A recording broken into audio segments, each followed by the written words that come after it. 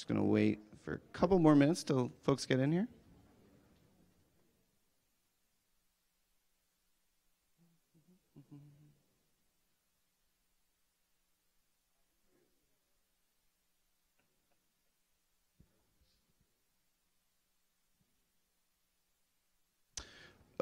Okay, do you want to start? Go for it.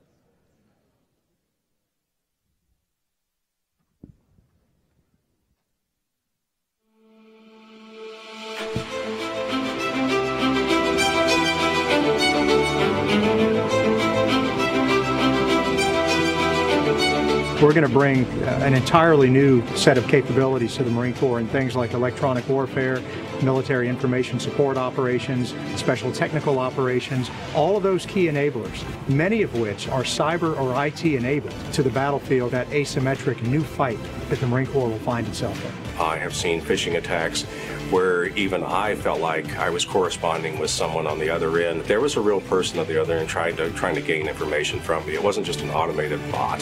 The complexity of attacks against our networks really around the globe continue to increase, and our defenses therefore have increased as well, and along with that comes cost. NGA is sitting on petabytes of data that we think we've gotten the value out of that we have, but maybe there's value in that data that a commercial company might be able to use to develop an AI algorithm or to develop a computer vision solution. Many of the technologies that were impactful on the battlefield, they were primarily funded, driven, advanced in the commercial sector, not by federal R&D money. In 1998, where they took a Humvee and showed that it could drive on its own around the ARL garrison.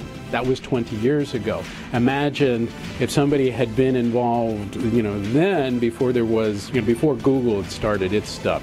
Secretary of Defense wanted to figure out a way that we could better connect with some of the smaller, more innovative companies that produce that technology. We need to understand where we have the greatest areas of risk in our mission space, in our business space, be able to understand where we have areas that are tolerable levels of risk, and then look for those where there are greatest risks to way to foster innovation.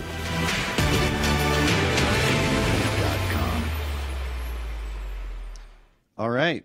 Well, good morning. Welcome to Next Generation National Security CXO Tech Forum. We're excited to have you guys here. I know it's an early morning following the big home run derby last night. I don't know if anyone got to see it, but that was pretty exciting with Bryce Harper coming through in the end. My name is Michael Hoffman, and I'm the president of Government CIO Media. And on behalf of my team, I just wanted to thank everyone for being here and being part of this morning. We worked hard to put together a great group of panels and great group of speakers. And what I'm really excited about is the audience here. We have such a great wide array of government attendees from a wide array of agencies. So we're really happy to have you. So thank you for being here. We're live streaming this morning's forum, so everyone who is tuning in, hello. We had a great crowd for our last event. I think over 20,000 folks tuned in, so we're excited to have folks tune in this morning as well. So we hope everyone, so you can see the social media walls, which will come up here during our event, right here on the monitors, right next to here. What they're going to show is all of the social media interaction for, if you use the hashtag CXONatSec. So log in on Twitter, Facebook, whatever social media you want to be involved in, and they'll come up. The conversation will come up here. Some of our moderators too will use some of the questions that you pose using that hashtag to the speakers that we have here. So we dedicated this morning's discussion to national security because of the rapid changes across national security agencies, across quite a few emerging technologies. Artificial intelligence, blockchain, cybersecurity. They are changing the way that many of the agencies within government are defending the homeland. So we wanted to bring folks together to have a discussion on those topics. Before I move to some of those speakers, we have a few on stage already, I first wanted to thank our sponsors who made today possible. As many people know, a lot of these events can't be done without having the support and partnership of sponsors, and we're really excited for the group of companies that we have here today. We have Pure Storage, Lumina Analytics, ID Technologies, and Northrop Grumman. We're excited to have all four companies be a part of this. You're going to see them involved in some of the programming because we wanted to get some of their experts to be part of this discussion because they are thought leaders in this space.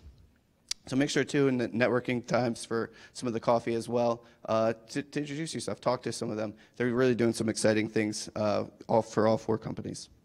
And with that, we have such a packed lineup. I want to make sure that we get things kicked off. So we're excited to start things off. Our name is Government CIO Media, and we wanted to start with a CIO panel. So we're excited to have the collection here. We worked with Frontis and I when we first came up with the idea of having this event.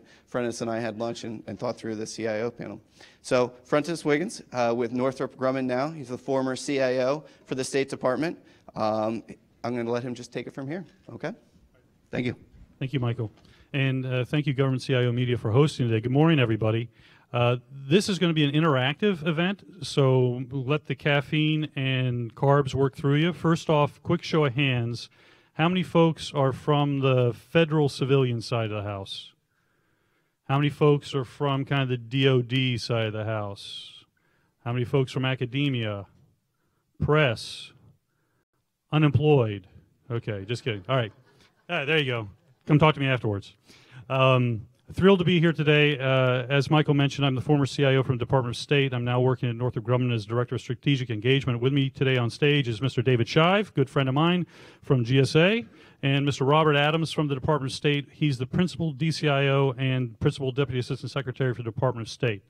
So first off, we're going to have a little icebreaker question, and I'll start it off. It's a fun fact about one of our CIOs that does not appear in your CV, and I'll give you my fun fact to start with. I once, when I was 21 years old, was offered a recording contract in, wait for it, Egypt. Okay, there's my fun fact. All right, David, how about a fun fact about yourself? Wow, I don't know that I can follow that up. So, fun fact, my wife and I have been foster parents for 19 years, and we've had 37 kids come through the house. Awesome, fantastic. Do you get tax deductions for those? If they've been with you over a year, All yes. right, just in case there's anybody from the IRS here today. All right. Rob Adams from Department of State, one fun fact about you. My wife and I like to take cross-country drives in our Tangerine Mini Cooper. You know there's a lot of love if you're in a Mini Cooper going across country. And by the way, that's volcanic orange, I thought. But okay, anyway. All right. So on to the meat of our presentation. Let's start, David, with you. Can you tell me what the biggest challenges facing you relate to IT and your agency, especially given GSA's unique mission? So the biggest challenge right now is keeping up with the pace. The rapid pace of change in technology is almost mirrored by the rapid pace of change in business in the federal government. The static, staid federal government of the last century doesn't exist anymore. Some of that change is because of things like an administration change, but other parts are because of the dramatic need in the federal government. The need for technology to solve the problems of government, to be a lever and to be a foundational element for government, continue to rapidly increase. There's large swaths of the federal government that are not even digitized yet. So using transformative technologies to solve some of the existing business mission problem areas is great, but we also have foundational technology that needs to be done. So there's more work than there is time. There's more work than there are resources. And there's more work than there are capable bodies. So, so come on into government. It's a great place to work. Thank you, David. Yeah, the image I always had in my mind was of waves crashing on a beach when it came to technology. As soon as one wave reaches the beach, there's another one right behind it. If you don't stay on top of it, you get dragged into the undertow. So thank you, David. Rob, same question for you. Biggest IT challenge right now at Department of State? Not much going on in state these days, I know. No, not really. So the Department of State is it's kind of a unique mission in the fact that we are present at over 200 countries overseas. So we have 276 posts abroad, and how do you connect all those posts together and provide a viable IT solution? Those countries all face challenges of one sort or another, whether it's infrastructure challenges or political, economic challenges. We're pushing as fast as we can to the cloud, but what are we running up against? We're running up against latency issues. You can't exceed the speed of light. So trying to deliver these cloud solutions abroad and being able to give our customers what they need to be able to get out from behind their desk and into the field to be more productive, those are the big challenges that we're facing today in state. All right, thank you, Rob. And by the way, I should mention that at the outset, I'm going to leave about 10 minutes at the end for Q&A.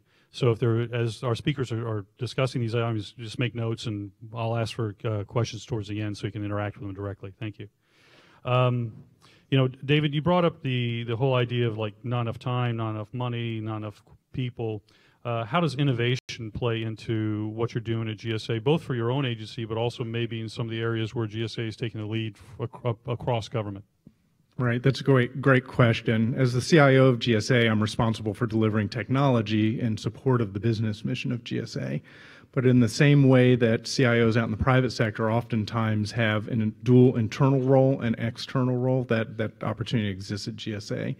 Within GSA IT, we are a proving ground for some of the technology fronts that we present out to the rest of government. Our job is to vet good technology, emerging technology, and transformative technology on the inside before we scale it out, and then scale that out through acquisition vehicles, through our Federal Acquisition Service, or pure technology fronts through our Technology Transformation Service. Because we're a reasonably small agency, we're able to take risks that other agencies can't. And being a first mover in a space is a risky thing, and it's an expensive thing, especially since failure rates are somewhat elevated in these new areas. One of the ways that we hope to promote innovation across government is to take that first mover risk for our partner agencies. Try the thing, test it out, so you're not testing out across 300 agencies, but in one place, and then you discard the things where you don't see great value, and then double down on the things where you do see value, and then scale that across government. Great, thank you. I may pull on that thread a little bit later when we start talking about agile development and fast failing and other things like that.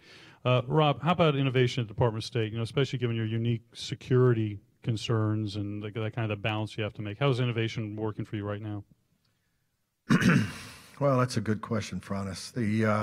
I mean, we're faced with the security aspect that we're constantly being bombarded by our adversaries to how do we get the cloud solutions out to the customer when I can't move data overseas due to data sovereignty issues. So how do I make that cloud service offering an offering that is a good experience to our customers? So we're constantly pushing to innovate and at the same time tackle the shadow IT that's going on around the world. So for the Department of State, each post is a unique entity where they're trying new innovative solutions to be able to deploy within their missions. But from a Washington standpoint, how do I keep that centralized and to be able to secure it in a way that I'm providing the data to my customer anywhere, anytime, and on any platform, so that they can be more productive for their jobs.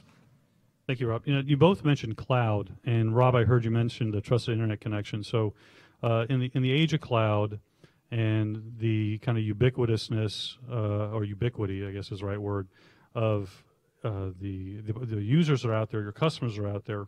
What's your view on security related to cloud and innovation? Is it endpoint security? Is it data security? Is it all the above? And David, you also mentioned kind of risk.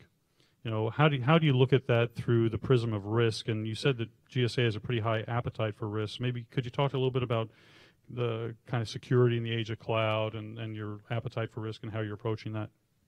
Sure. So we were one of the first movers into cloud. We really started to move pretty heavily in 2011, 2012. So that in and of itself denotes that we're willing to accept a certain amount of risk because it was a greenfield at that time in government. But we've doubled down on that, and for a couple of reasons. We found that good security practice inside, a fair amount of that ports to good security practice outside. But at the same time, the values that we received by moving massively to the cloud were worth some of the inherent risks of being a first mover in that space. It also made us get very intentional about how we're securing. We spent a lot of time building deep, meaningful borders and walls to keep the bad guys out and to keep good information in. We found that that's not business of the 21st century. Business of the 21st century is you can do and conduct the business that you need to from anywhere and any location on any device. And it made us fundamentally change how we viewed security. It forced us to push security out to the very endpoint and blow past the four walls of GSA and make those walls exist in another place. It also made us be very intentional about training our people to operate effectively in that environment, because that's one of the vectors for breach into government systems and capability. So we pushed that endpoint security, that wall out to encompass the individual person beyond there. If I could ask a follow-on question to that, David, how do you view kind of private versus hybrid cloud too in that same context? So not all clouds are created equal, and not all business running in an agency, even a highly secure agency, is equal. There are workloads that are appropriate for a variety of clouds out there. Some are suitable for a hybrid cloud, some are suitable for a private cloud, and some are suitable for a public cloud. That's the model that GSA has taken. We've said there's cloud architectures out there that are suitable for all of our workloads. And then we're very intentional about pushing those out to the right workloads and managing them very carefully. Great, thank you very much. So Rob, back to you now. Same kind of question, security in the age of cloud, endpoint security, data security, especially with the overseas mission aspects. You talked about data sovereignty, and also maybe the same concept or construct about hybrid versus commercial cloud versus private cloud. So to kind of echo what David's saying is that, not all clouds are the same. Your data's not all the same. Some's high, low, some's medium, high value assets and the like. So the Department of State looks at it as a defense in depth. So you have to maintain your firewalls to be able to protect that, but you also need to be able to secure the data at the endpoint as well. So it's security in depth. It's building upon that. It's the training aspect as well. One of your biggest, people don't want to hear this, but your biggest security risk is your customer pressing that fish me that email that's got the link that says "I love you." So that creates a big vulnerability in your network. It's that training aspect, but it's that layers of defense, especially as we're starting to move out into the mobile devices. How do we secure the laptops? How do we secure the iPhones, the Androids, the Intunes and the like? How do we manage those devices so that if our customers were to lose it, we can zeroize it, we can get rid of it, especially on an international environment. Do I use geofencing? How do I prevent my customers from getting into trouble, but at the same time being able to defend my network and giving them the product they need to be productive? Rob, if I could ask you a follow-up question, because you brought up earlier, and because I know there's some folks from DHS in the audience, trusted internet connection. The fact that for an agency like the Department of State that's geographically dispersed, what do you see as far as the future of the TIC? I know that there were some early discussions with OMB and DHS to try and get an overseas TIC in place. Is there still movement on that, or how is state approaching that? Well, we're still trying to push that effort through, and I understand OMB is working through a pilot at this point. We're not a part of the pilot, but with the networks, and as I mentioned, you can't exceed the speed of light, so being able to push cloud solutions from Arconis is a challenge. Okay, your customer, when you're out in Indonesia or you're down in Australia where you got about 600 milliseconds of latency, that's not going to be a great service. So can we get the data closer? Can I get off existing network into the internet quicker? So how can I offload my data? That's going to reduce that distances. If I can stay off satellite, can be on terrestrial. Those are the challenges that we're facing on a daily basis, but we're also looking at, do we go out with a managed network? Do we contract router to router, and then you optimize them network, and we get away from the hub and spoke approach. So how can I reduce that latency? How can I reduce that distance from the endpoint to my data, my servers? That's going to help me and help my customer. Well, since Greg and Damon are both here, hopefully they're going to take that message back when they get back to the office. So, hey, hi guys. Switching gears on, if you could, now a little bit. We talked about the David. I think you said this, like not enough time, not enough money, not enough resources. What's the role of analytics right now for a federal CIO in making decisions, either about budgetary decisions or and analyzing systems, or what's the role of analytics right now with GSA? So, what gets measured gets done. What gets looked at gets the visibility it needs. We're pouring massive time and attention into our analytics capabilities, and that spans the entire spectrum of business operations at GSA. We owe that to the taxpayers that we're serving. We have a fiduciary responsibility to do right by our taxpayers, to say the investments they're making in us in time and money, that they're going to get good outcomes there.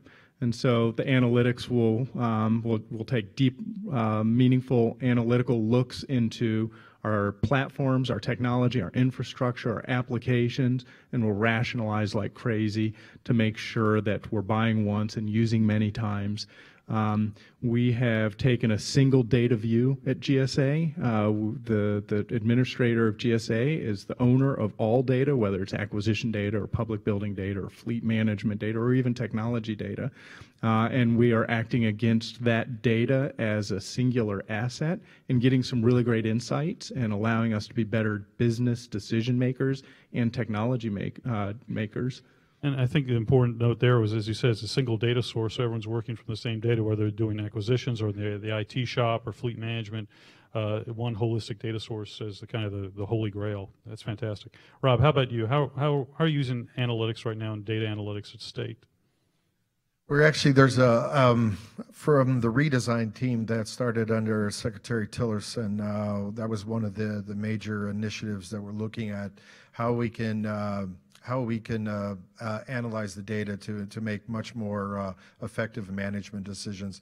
That initiative got some a little bit of momentum or a little bit of legs under it just recently, and we're revisiting that as well. But it's the by looking at the technology business management model and how we implement or change our internal processes to the taxonomy of the TBM will allow us to start to really, from an IT perspective, really analyze how we were spending our money and where are we going to return our investment, and is it an effective investment? So that is something that we're not making as much progress as I'd like to see, but we are making steady progress towards implementing a solid taxonomy and allow us to make a much more effective decision on how we invest in our IT for the future. Okay, that's a great segue for, this is probably going to be our last question before I open up to the floor for questions from our folks here.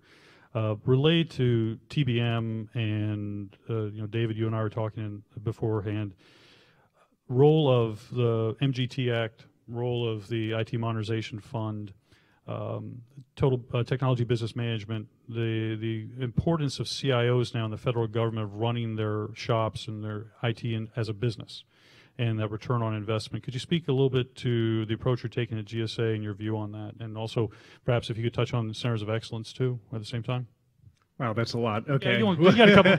I'm not asking much. All right, we'll dig into this. So, yes, so the CIO of yesteryear that is a pure technologist is going to have a pretty short tenure in the federal government going forward, just like they do in the commercial space. Running your CIO shop as a business, it's the right thing to do.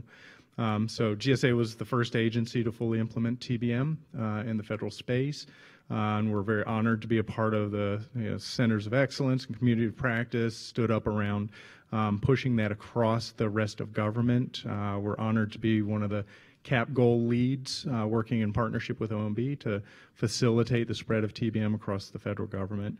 We did that because, again, we think we have a fiduciary responsibility to show the decision makers in GSA and extending out to the taxpayers that support us that we're maximizing the value of every dollar spent.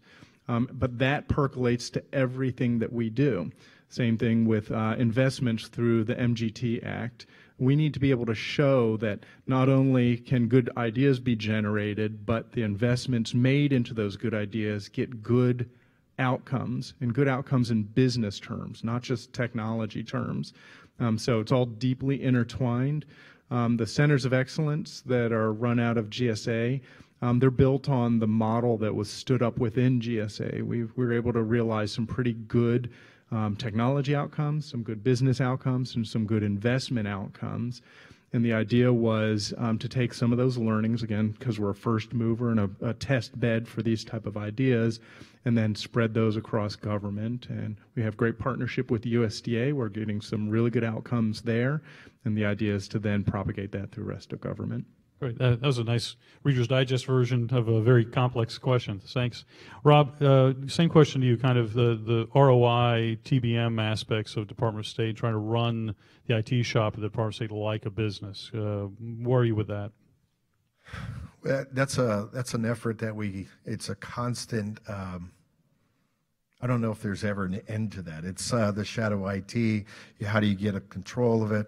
We've made a big effort on working closely with our acquisitions office, with our budget office, to how do we start getting around the spends. You get around the spends, then you realize where the department is actually spending its money on IT.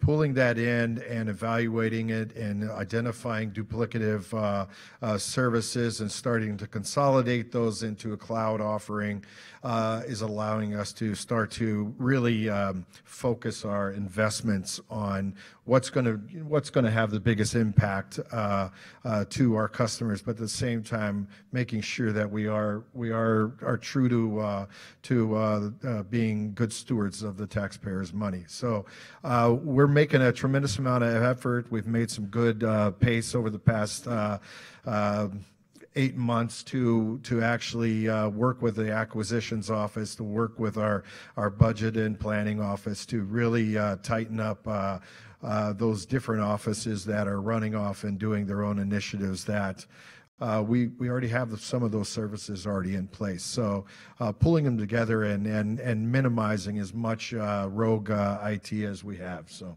Okay, thank you, Rob. All right, I've got a couple more questions, but at this point, let me open it up to the floor for anybody who'd like to ask our panelists any questions. All right, we show of hands. Okay, and there's a microphone coming. Yes, dun dun dun dun dun dun dun dun dun. There we go. Okay, could you say your name and then the question, please? Sure. Hi, Steve Etter with Cisco. I loved your metaphor about the waves. What we're seeing with the data, the next several years is going to produce more data than we've done in our entire history. That's going to come from the sensors and devices that are there, 25 billion a day, 50 billion in 2 years, 200 billion by 2025. What's your thinking on how to take advantage of that data and how to secure that kind of environment when you're really talking about the distances and the latencies and all of the end users, but now the devices and the sensors become the users as well? Okay, thank you. And by the way, I'm going to patent that image of the waves. That's my own, so... Yeah, please give Tom Afferton $15 right now. Sorry. Okay. Dave, would you like to take a shot at that first? Yeah, sure. So there are 3 original Internets of Things in the federal government. One was Battle Space Management Systems in the military. The other was National Weather Service with their satellites and buoys and planes and everything in between. And then the third was actually in GSA, our public building infrastructure. You know, every window shade, every elevator, every air handler, every pump has a sensor that has an IP address on it, and it makes a massive Internet of Things. We've taken securing that very seriously, so we can't control an elevator manufacturer and have them build good cybersecurity into their sensors. But what we can do through distributed security is push our security envelope out and incorporate and encompass those things. You're absolutely right about the amount of data that comes across. We're getting 3.8 million data points per hour across or from that Internet of Things in our public buildings all across the land. And consuming that and analyzing that helps us to do smart things like see an air handler as it fails or just before it fails, so we can do maintenance on it rather than spend $1 million to fix the thing. It is absolutely a target-rich environment and one that we're exploiting. Okay, thank you. Yeah, in the interest of time, let's go ahead and get another question, and I'll let Rob answer the second one. Let me share it out. Okay. Name and question. Hi, good morning. My name is Shapna Pal, and I've just recently turned to the private sector. I came from NSA, NCIC, US CERT, FBI, all that. So my question comes from my operational experience, and it's a two-parter. So the first deals with the identification, authorization, access, authentication of the employee, and how are we moving beyond username and password, or even biometrics, which might give like false positives that you have to like, work through. So what is the roadmap for, getting the employee into the system? And then the second part of the question has to do with once the employee is there, what is the roadmap for, understanding like the motives and behaviors of that employee for like, predictive of like, behavior, issues for, like in an insider threat program. For example, I know that DHS had some sort of like an integrated surveillance program. So is there a roadmap for integrating like physical surveillance with network presence, with behavior analytics in some way to understand the employee and maybe future employees' behavior? So that's a two-part question. Yeah, sorry. It's okay. It's funny because Rob and I were kind of talking about that before we started. So Rob, over to you. IDMS, insider threat, 2014 what? Yeah. Sorry, go ahead. So we've been working on implementing an identity management system for quite some time. It's David said earlier, there's not enough time in the day and there's not enough money, and you're looking at priorities. We've been pushing this up to our big priority. So we're looking at implementing an IDMS solution in cooperation with DHS, hopefully very soon. That's going to help us to, identify the individual coming onto the network and exactly what data they are authorized to have and those levels of service of access.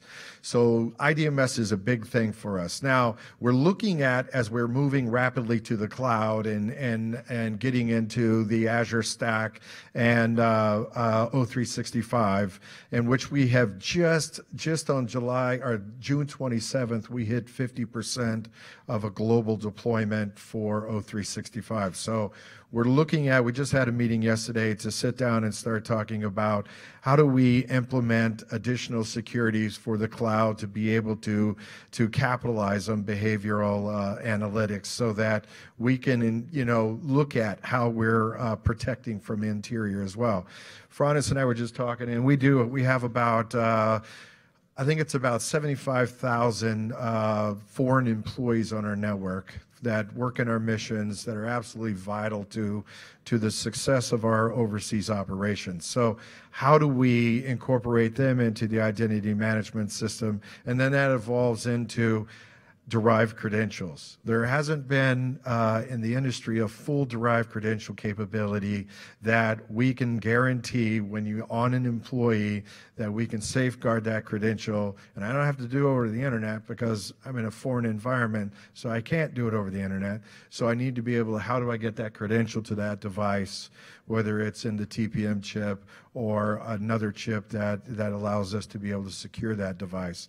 So those are obstacles that we're still trying to recover.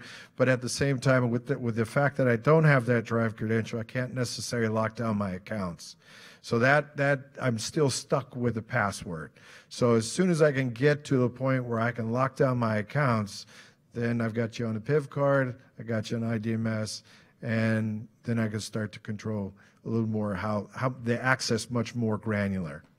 And our congressman from GSA asked to yield the floor for 10 seconds, so I yield the floor for 10 seconds. And so the far-reaching outlook is trust no one, validate everyone.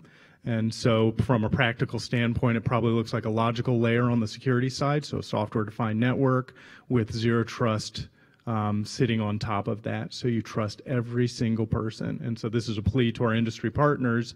A lot of people are talking about this. Maturity of those platforms at a true enterprise scale is very low, so we're looking to you to bring the maturity of those up so that we truly can trust no one, validate everyone. I'm glad you mentioned that, because I've got somebody you can talk to over McLean, but that's a whole other subject. Okay, I think we're over time a little bit. Oh, you give me 5 more minutes? Okay, so next question. Hi there, I'm Tom Nelson from BMNT out of Palo Alto, California. Love the idea that, David, you're a first mover trying to de-risk for the rest of the government. Lots of problems, lots of potential solutions out there. How do you de-risk within GSA while trying to push the boundaries in terms of what's technologically feasible?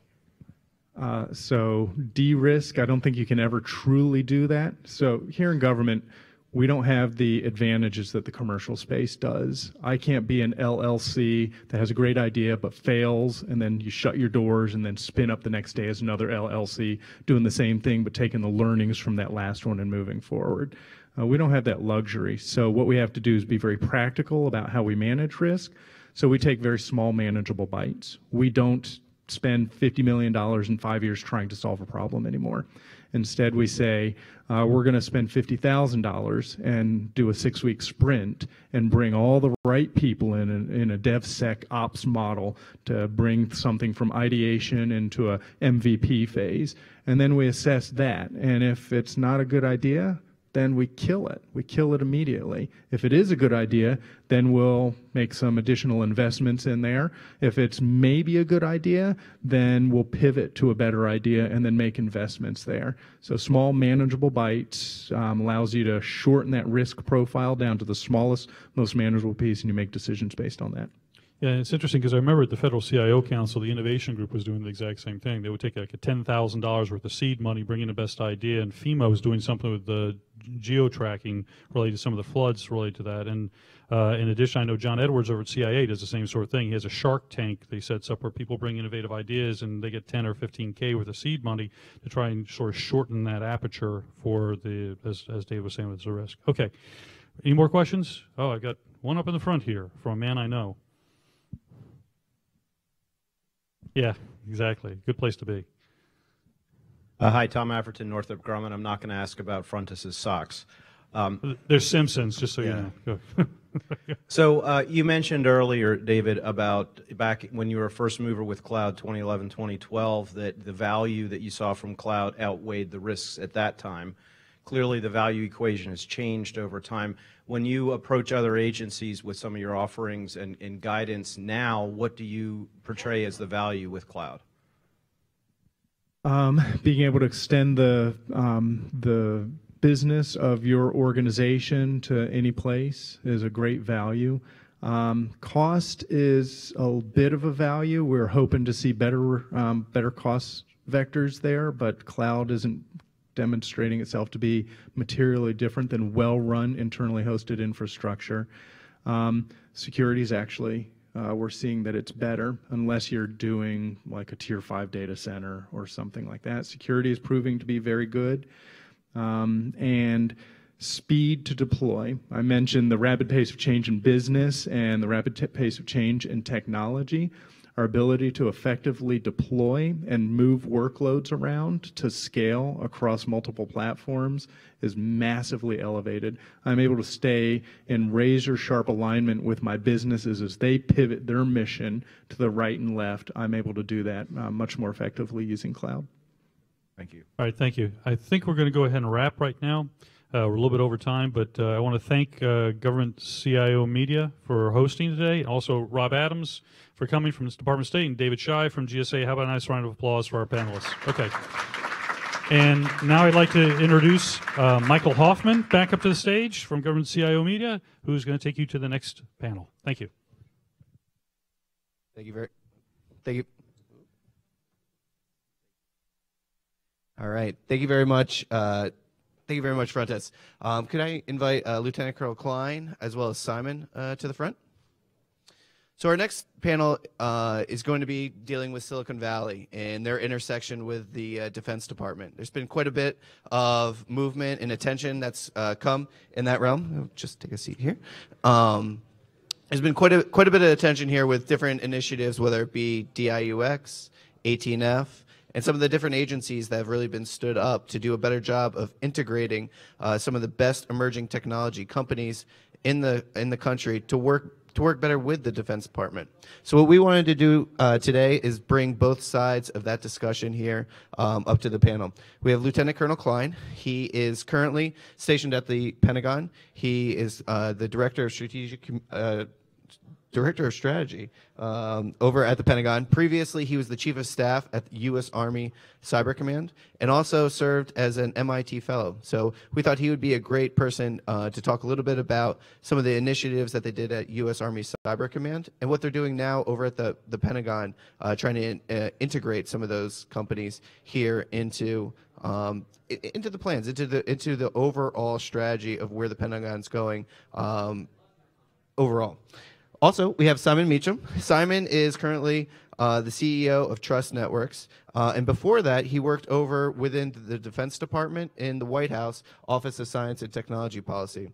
He did quite a bit of work integrating some of those companies here into the White House, in DoD, in terms of their overall policy. So we wanted to get both of them, get their perspectives on this, and talk a little bit about for the next 20 to 30 minutes.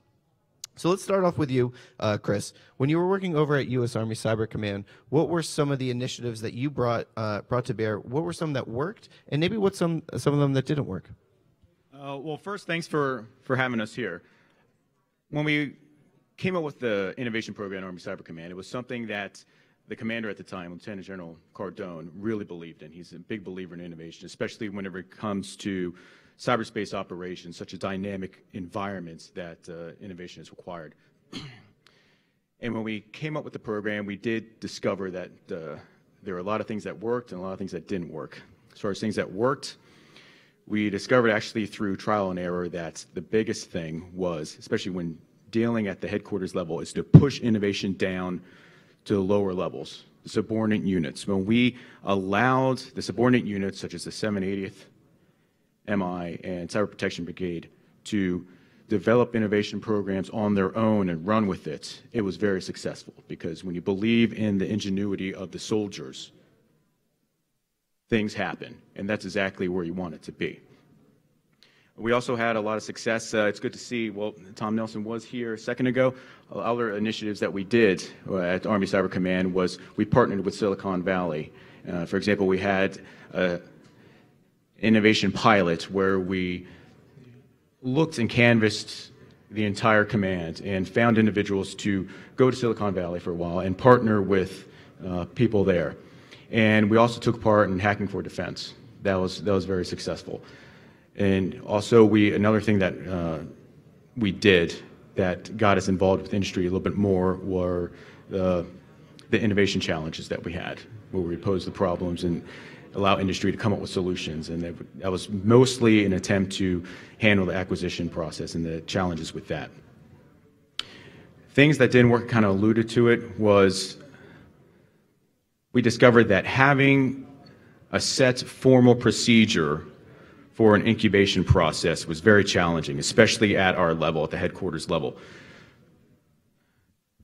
Because especially in a military organization, it was difficult to, for example, have monthly panels where ideas were presented and decisions made, that it was difficult to get all of the players involved to participate at a certain time and get set in the set schedules.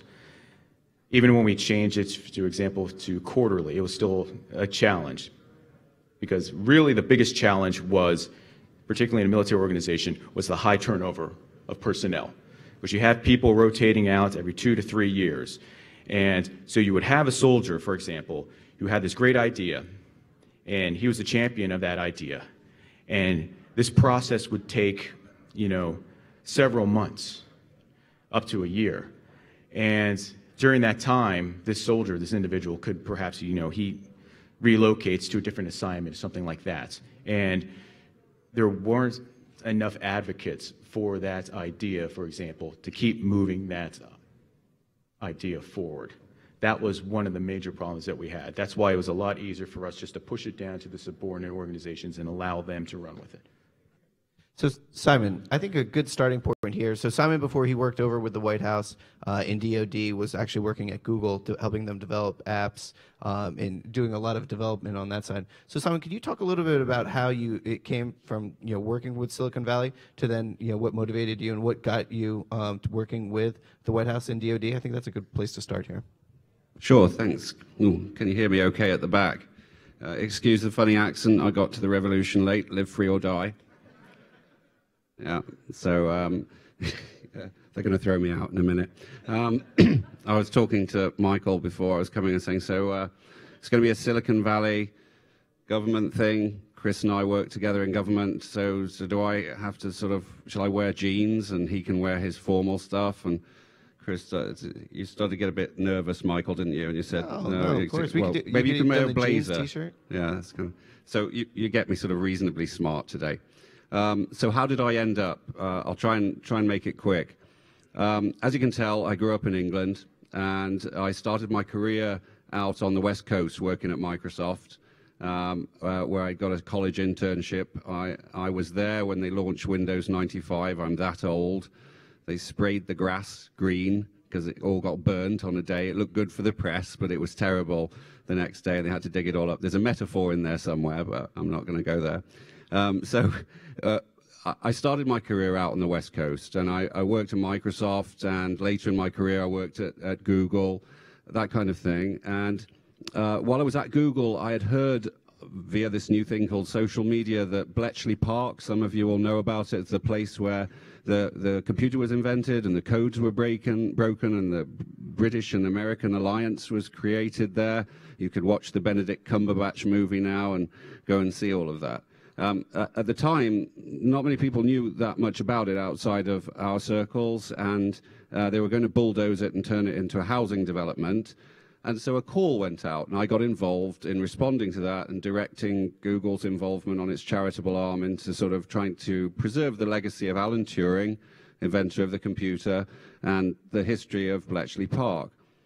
Through the course of that, I learned more about the world of intelligence, and at the time my daughter in the US Air Force was deploying to Afghanistan, and I decided that I would like to serve at the same time as she was.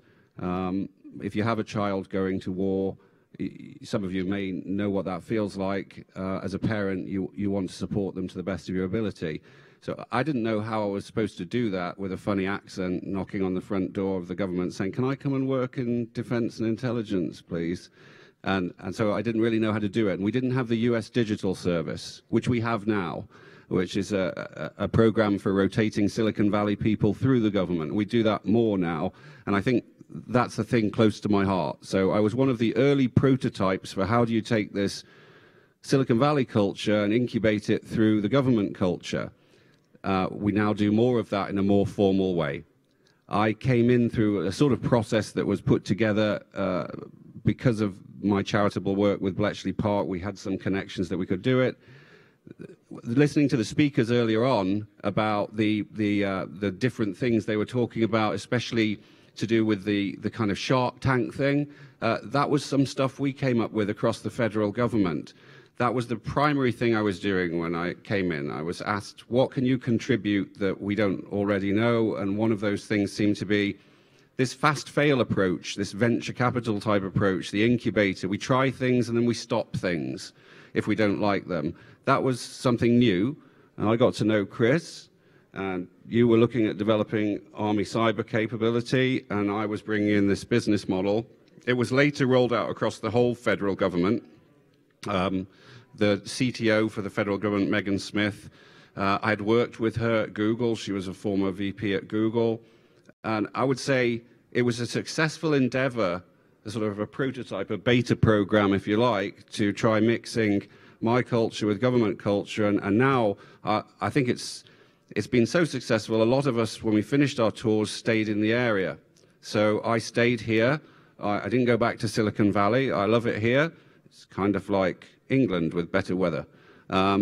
and a great community. I want to bring more and more venture capital to this area, the innovation type approach.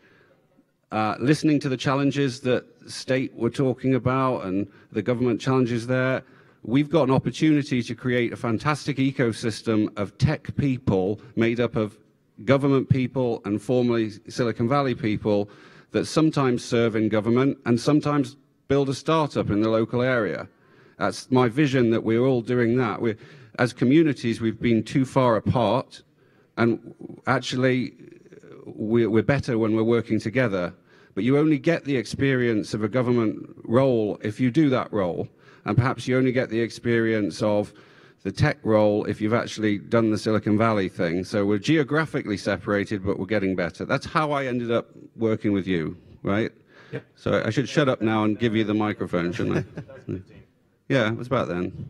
So is that the short or the long version? Yeah, that's kind of, it's always difficult to kind of explain it, because they go, well, how the hell did you end up here, right? And I thought it was a good start right there, because it gives everybody here a better idea. Because there's a lot of questions of who are these people who are taking their time out, working in Silicon Valley and deciding, I want to make the White House, I want to make the Defense Department better. Especially at a time like that, it's a real challenge. So I think right now it'd be a good, from now.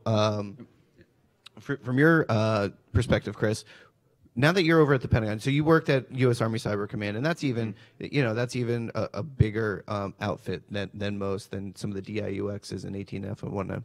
I guess I'm curious as to, is that message being heard inside the Pentagon when the larger big Army per se is putting together plans, putting together thoughts? Are they incorporating some of these technologies, some of the work that's being done on the ground with the DIUXs and whatnot?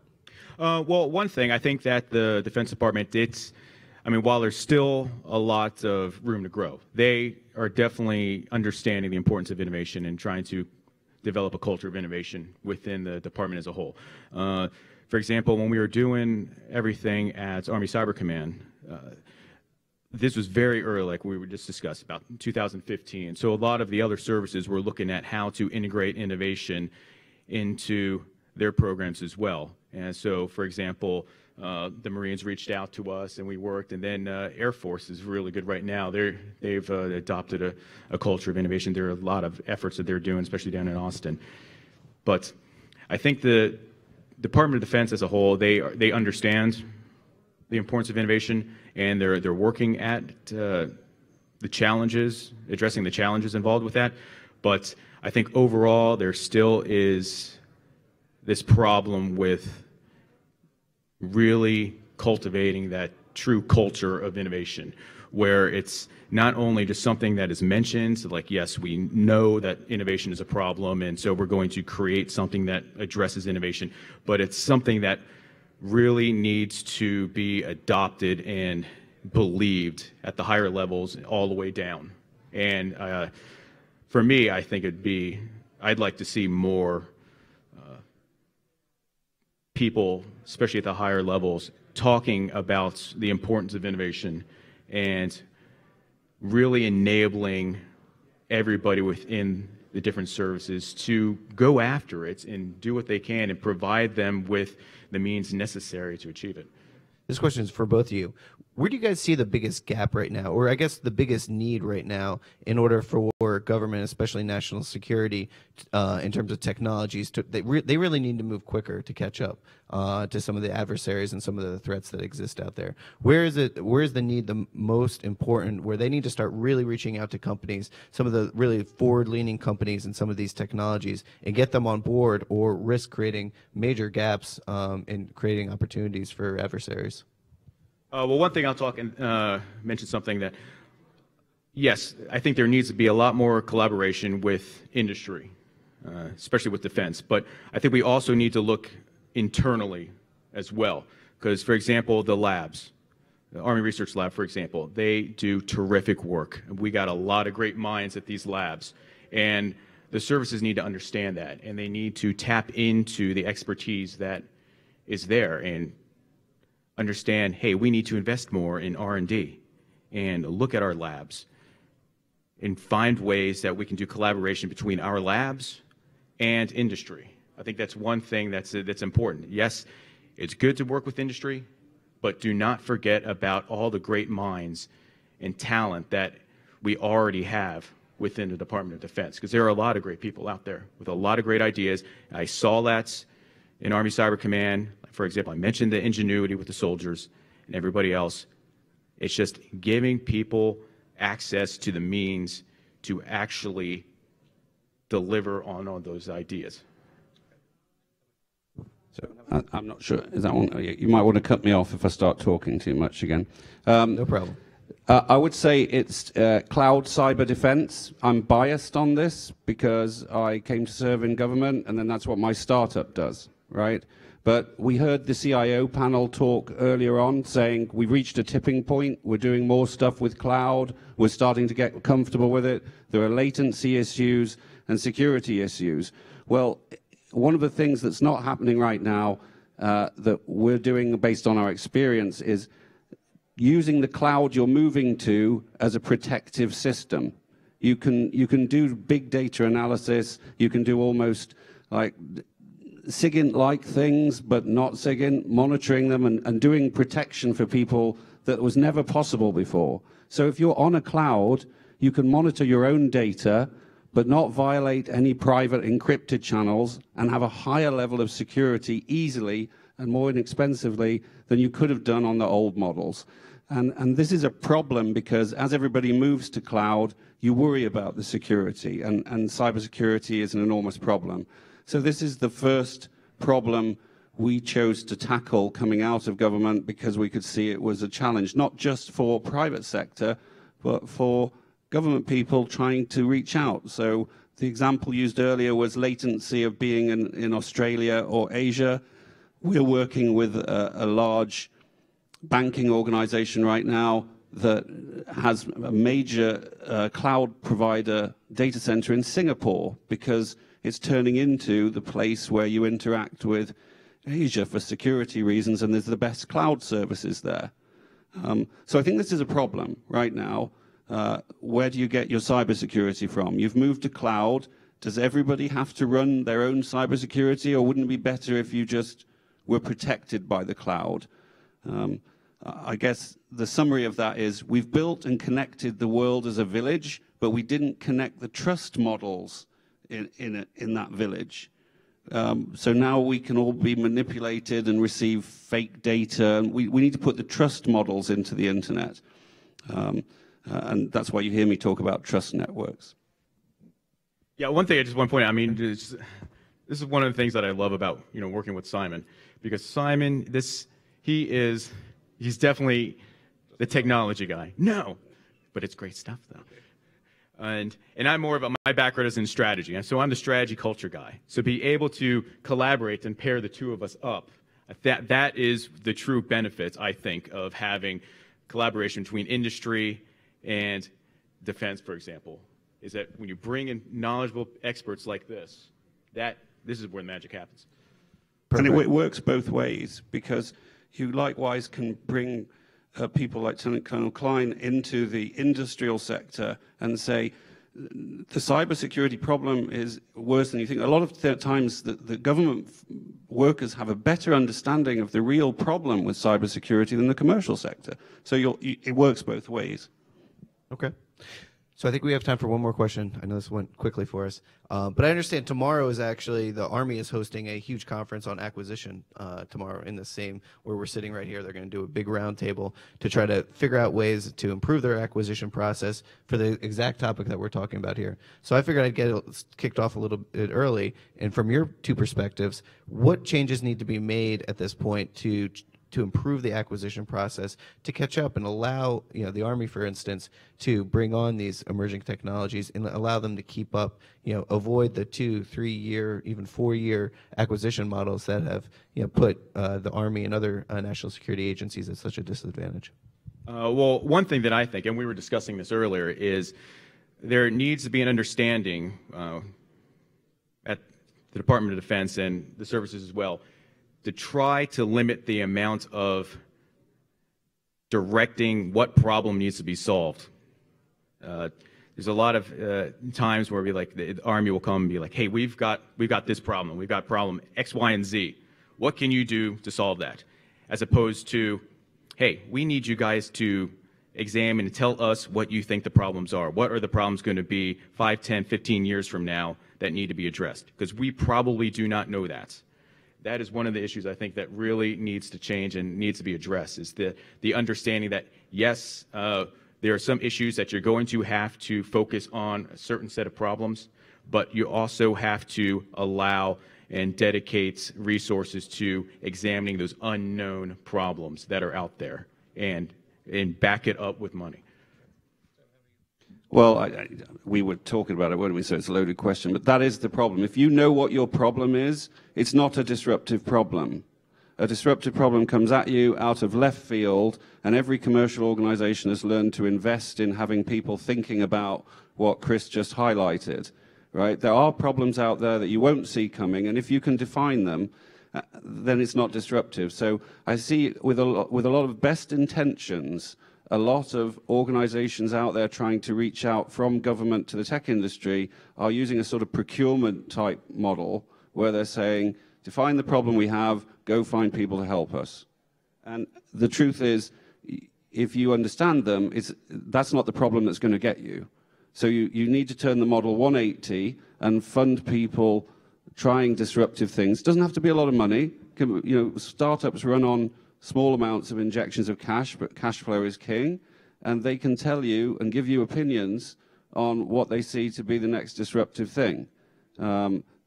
So, for example, I talked about how we need robust trust networks around cybersecurity for cloud to go further. We need to exchange trust with each other in a concept that allows everybody else to relax a bit about cybersecurity, and it's not just a password that secures you. It's many data points saying, is that really Simon? Is that, we know how to do this in the human world, we need to do it in the computer world. Just an example. Okay. Well, with that, I think it's time for our automation panel. So I want to thank you both for joining us up here. I think you gave a good perspective on a topic that's rapidly changing. So with that, I'd like to invite Kirsten Todd up to the stage, as well as the other panelists for our automation and artificial intelligence panel. And I will let Kirsten take it from there.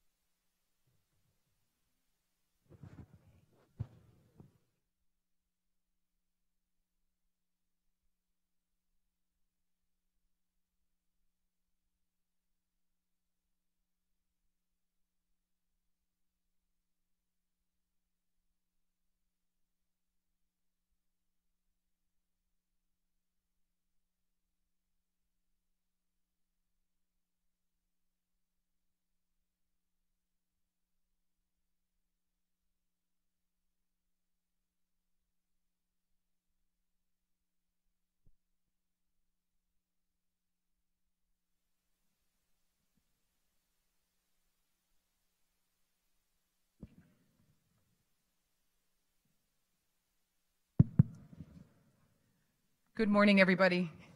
Thanks very much. I'm looking forward to this panel. And before we start, I want to introduce the panelists. What we're going to be talking about today is artificial intelligence. And we've joked, and I've joked with Michael as well as others, we sort of get these buzzwords in cybersecurity space where we hear people talk about these words without really understanding what they mean or feeling that we have found the holy grail, whether it's blockchain, cryptocurrency, machine learning, artificial intelligence. But there is a real opportunity in this space with artificial intelligence. And we have a tremendous panel here to talk through it. We've got 30 minutes, so we're going to get right into some questions after I do the introductions and then look forward to some questions from the audience as well. I'll start with Sarah right here, and I think, am I the first to introduce you in your new position? So Sarah, as of last Friday, is the former chief at the U.S. Citizenship and Immigration Services. She's now CEO of Light Feather, so I should give you the opportunity to pitch your own small business, economically disadvantaged women-owned small business, and it's great to have you here. Your experience now in government and now in the private sector. Next to Sarah is Neil Chowdhury, who's Director of Systems and Innovation at the Office of Trade in the U.S. Customs and Border Protection. Great to have you here. And at the end is Kristen St. Peters, who's the Deputy Associate Director for Capabilities at the National Geospatial Intelligence Agency. So as you can see, we've got a terrific lineup of people, and we're really looking forward to the conversations. When we talk about, well, as I said, we'll get right into questions, and I encourage you also, this is a dialogue, and because we don't have a ton of time, I want to engage your thoughts and your questions on these issues, because there's certainly a broad range of what they are and what we could talk about. But when we look at artificial intelligence, we've talked a lot about how it can reshape traditional business functions like supply chain, human resources, finance, et cetera.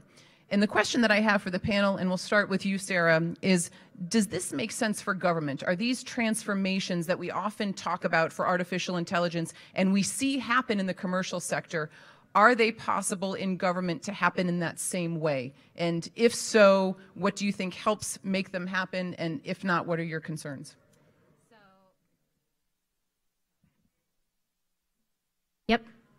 So I'm actually going to speak to my former experience, since Friday was the last day, that I was the division chief over the Identity Records and National Security Division. And yes, it's 100% possible, and we actually built it at USCIS, and the team will continue to thrive and run that without me. But we used machine learning in numerous different use cases. We built and are building a text analytics solution that identifies plagiarism in affidavits. We also built, actually built a person-centric service that used machine learning modeling for searching and entity resolution and deduplication of all of our identity data for benefit applicants. And then we had other solutions that we also built and maintained, and we used very modern technologies and machine learning models within AWS to do this. And very quickly, the text analytics solution we had up and running for a prototype in about 4 to 6 months. And the PCS system we built in a year. Neil, because I'll go back, I have some privacy questions as well with that. But let's get it. So I'm in the Office of Trade. It's a fun place to be. You know, it's we do good things for the American people, taxpayers. We collect about $120 million in revenue a day for the government. Thank you. So what we're talking about is the space that my organization is in is called the post-entry space. So that means a container has already cleared the port, you know, the stuff has already been sold, distributed before we get involved. And what we typically do is we look at internal controls and regulatory compliance programs of all the companies. So when we talk about artificial intelligence, we do see that in a couple of companies. And what we start to see, especially when we talk about compliance, is causation correlation problems with artificial intelligence, where a lot of folks are building their biases into that artificial intelligence, right? So when I look at government implications, you know, I mean, when we talk about the scope of what U.S. Customs and Border Protection does, we talk about, you know, correlating people with places, with things and instruments, right? You draw the wrong correlations. It's not something that, hey, now instead of, you know, it's not a recommendation engine on a e-commerce platform where risk is low. You draw the wrong correlations, people's lives are impacted.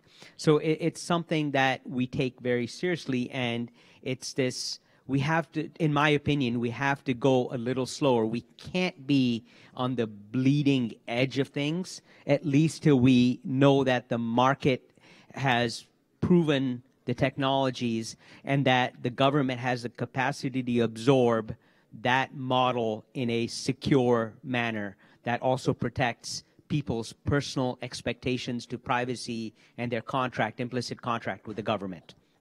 Thank you. Good morning, everyone. Okay. So I'm sorry. When I introduced all the panelists, I should have brought Nick up here as well. But Nick Saki here is with Pure Storage, one of our very proud partners as part of this. So I just wanted to make sure he was up here and part of the discussion. Thank you. Thanks very much, Nick. Sorry about that. That means we'll give you the hard questions. Go ahead, Kristen. I think you can handle them. Good morning, everybody. Really great to be here. So NGA, for those of you who don't know, we're the National Geospatial Intelligence Agency. We have 3 pretty big missions. Combat support, so we support the warfighter intelligence, we support the intelligence community. Also, we do humanitarian assistance, disaster relief all over the world. So there's a lot of information that comes at us from many different types of sensors. And I think the best use case that I can compare it to is the financial markets, right? You have, in financial markets, you have an analyst that takes a lot of financial data from a company. They take media reporting, they take open source information, they take public sentiment information. I'm not necessarily saying that we use all this data, but it's you have to integrate a lot of different types of data and determine whether a company is going to be profitable, right? For us, within the bounds of privacy and civil liberties, we take a lot of different types of data from different types of sensors, platforms, some space-based, some airborne, some open source, but again, we are very cognizant of privacy and civil liberties. And we have to figure out what is a threat, and how do we support the warfighter in a place like Afghanistan or Syria. So all of this data needs to be culled through. I think we are all dealing with big data problems, and so we use, for NGA's purposes, automation, artificial intelligence. What that means is we need to develop really good, really precise algorithms to be able to cull through big stacks of data. And then as you start to build those algorithms on top of each other, that's when you start to get into the really interesting insights that one would start to label artificial intelligence. So that's how we use it. So Nick, the question was, when we look at artificial intelligence, we talk about how it can transform human resources, finance, et cetera. And is that actually true to its full extent in government? And are there any downsides to the government use of artificial intelligence? I have to agree with the panelists so far. The fundamental problem that we continue to have to address are the 4 V's of big data: volume, velocity, veracity, and variety. We have, in previous panel discussions today, discussed that we have an increasing tsunami of data, and it's wave after 60-foot wave crashing on the beach. We have run out of people to process this data, but we're collecting this data because there is information in there that we need or that we want to use in order to help us govern more effectively, execute our agency missions more effectively, reduce risk, ensure success. And yeah, artificial intelligence absolutely has the capacity, the potential at the very least, to deliver on the ability to process that data, to give us the insight and relevance to help us make smart, timely, and relevant decisions. Neil rightly pointed out, an artificial intelligence is just as prone to bias as any other intelligence. I mean, we are essentially programming them to function like we do, and rest assured that based off of the data that they see, they will start to think certain things are greater tendencies than others. We're going to have to be very mindful of this as we go forward. The other part is, what do we want to know? And that, because the government is so vast and its functions are so diverse, one AI is not going to solve everybody's problems. So I think that the themes from the previous 2 panels are very relevant. How do we start collaborating and working together to develop capability that is portable and useful in other areas to help us get at this big 4V problem that will continue to bedevil us. There is no small data in government. All data is big data. So you raise an interesting point about artificial intelligence that we think through a lot, which is how the biases come together. And I think we should talk about ethics in a moment. But when we look at data, I think arguably right now, particularly in critical infrastructure and certainly in government, data is the greatest asset. It's the most important asset. It's hard sometimes to make that point to companies, but they understand that regardless of what you do, the data you're collecting is your critical asset. So when you have all this data and the magnitude of data, I think one of the challenges with government, I know in talking with the government privacy officer in the Obama administration, he would talk about the need to just do purge days because there's so much data that's getting collected that we come across the data privacy issues. So ironically, the amount of data doesn't lead to what artificial intelligence is seeking to do, which is agility. You're trying to create agility in the structure. So how are you dealing in your various roles with the privacy issues around the data that's being collected and how that's feeding into AI? To Neil's point about biases and all of that. I think, Sarah, we can start with you. Sure. We had privacy officials, actually, and still have embedded with our teams and working with us every step of the way. And so the attitude was, how can I enable Sarah to do these unique and forward-leaning things so that we can provide a better service, you know, to the benefit applicants and to our internal stakeholders, and we can do our jobs more effectively and more accurately. And that's really what we were doing through all of our automation and machine learning, was improving our ability to process and meet our mission goals. And so, but the privacy officials, they were embedded. It was all about securing the data. Everybody had that same focus in mind. What are the rules that we need to use in order to secure our data? I come from an IT security background. I spent many, many years in this field and worked within the IT security division for many years, along with several of the people that I stole from there. And so we always built everything with IT security in mind, and we built a very strong IT security foundation where everything is automated in our environment. All the scanning, testing, it's all as a part of the pipeline and done daily. We have pen testers, we have encryption on everything, which is your key. We built a crypto delete solution, which is sanitization of data in the cloud and ensuring that it's really deleted. Security was always like at the foremost thing that we're thinking about when we're building anything. So that was how we approached that. And where we often get jammed a little bit with security, and particularly in the commercial space, is when we think we've got a solution that is foolproof. And the idea that, you know, it's going to be completely secure. And we hear those pitches. It's that, yep, we've got it locked. But there's always a way to identify that vulnerability. So let me say just one other thing there. And on that, it's an iterative process, just like anything else. It's a layered and iterative thing. You're not going to just have the solution in one day and then, okay, I'm done. That's not what it is. It's, I'm going to do the best I can today, and then tomorrow I'm going to add to that and make it even better.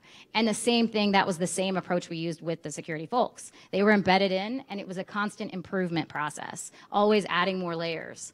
Neil said something earlier outside. He's like, oh, what if you did it this way? And I'm like, that's an excellent idea. Yeah. Then add that to it, you know. So go ahead. So Neil, as you go through your processes, you can answer that question as well, but also thinking through what are your concerns from a privacy perspective when you talk about the numbers for what you're doing? I mean, you have a big role, and looking at the impact that it has. Do you have security concerns with AI, and how are you seeking to manage them? So, what I think of myself, I don't pretend to be a developer. I never have been a developer, right? When we talk about, the folks that are really good with bits and bytes, that's not me. I sort of define myself as a solution engineer who understands technology, right? And I'm the guy in between translating the technology to the problem. So where my role comes in, we start with this idea of how do we reduce the cycle of innovation? Right? Yep. When my boss comes to me and says, I see these private companies doing all these great things, why aren't we doing these? Right? We got Amazon that can do amazing analytics. We got other companies that are doing amazing space, right? Why aren't we doing it? So we say, okay, let's start with this DevOps model, right? Let's go to Agile. Let's go to the word du jour, right? And ultimately, we'll get these teams put together, and then we say, all right, we're ready to implement this solution. And then folks will come back on the back end and say, well, yeah, if you do this, these are the 5 laws you will break. Okay? And then everybody, it sort of stops the conversation, and you're sitting in governance committees for the next year and a half. So the approach that I have taken, especially in my last role as Associate Director for Enterprise Analytics Modeling and Simulation is that we started to talk about SecDevOps, right? Where we put the privacy and the legal folks at the forefront. And what you tell them is, these are my requirements. Where do you see the privacy implications? Where do you see the problems with conflicting statutes, with conflicting regulations? We work those pieces out. Now we have a really well set group of requirements, and then we tell the coders, go code, right? And that has definitely shortened the time to innovate. So, you know, that's really, at the end of the day, everybody comes in, I want AI, and then you go back and say, do you really want AI to identify where you breathe, eat, sleep, your political views, all that? And they're like, whoa, that's not what I want. I just want to catch bad guys. So that's where we talk about putting SecDevOps as a development model on the forefront. Before I ask Kristen about the privacy issue, I have one follow-up question. So what happens in this space, the newer buzzword now is the cloud, and there's certainly a belief that bringing things to the cloud, particularly for small businesses, is really important. But when you talk about the role of AWS and Azure, and you look at these functionalities, and Kristen, I think it would be great to get your perspective on this as well, we in some ways are deferring some of the responsibility of that security to those cloud companies. How are you in government looking at the security of the cloud from that perspective? And I guess maybe I'll put that, Kristen, I'll ask that to you first, and then you can do the data privacy, and then we'll go back, because I saw Sarah pick up her, so this might elicit a little bit more conversation. Sure, so it's all about the contract, right? I mean, how you... Spoken like a good government officer. Well, and a lawyer. So yeah, exactly. To Anil's point, you want to talk about being, having the legal team first and foremost. You know, I am responsible for the IT shop, and I am a lawyer. So I have had to learn, as a lot of my colleagues have had to learn, a lot about technology. And, you know, I have a background of being forward deployed in the Middle East for a very long time, most of my 30s, in fact. So you have to, as a government officer, be willing to learn new things. And the technology part is, it's everybody has to understand and be conversant and be comfortable with it. Not just, I can't write Python, but I sure as heck understand how that process works in an agile environment. Yeah. And so I think bringing everybody with all of their collective skill sets into this is important. But to your question about privacy, obviously we're concerned about that. Cloud security is critically important.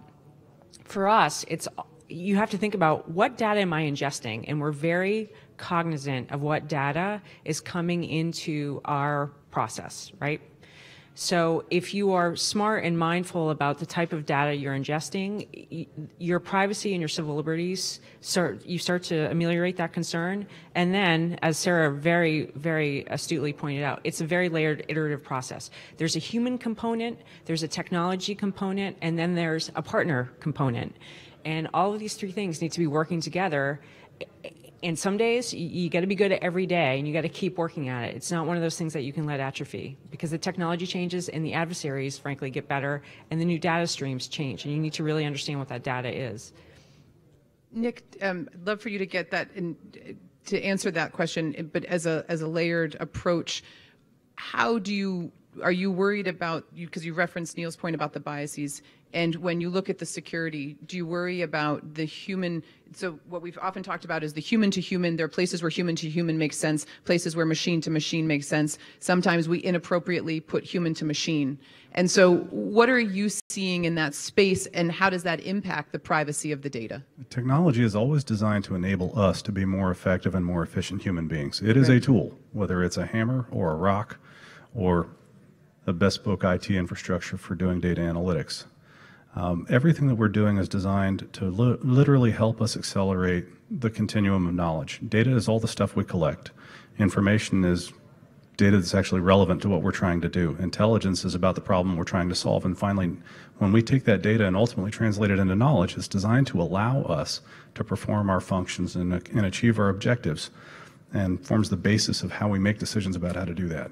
Now, security, I spent 10 years as a intelligence analyst, and then ultimately I helped build IT solutions for Army Intel. privacy and civil liberties is for real, but security policy is also extraordinary. And I used to tell my architects and my engineers, look, the security policy is our building code. We can't get a certificate of occupancy or an authority to operate if we violated this. So don't step outside the building code and don't expect any exceptions.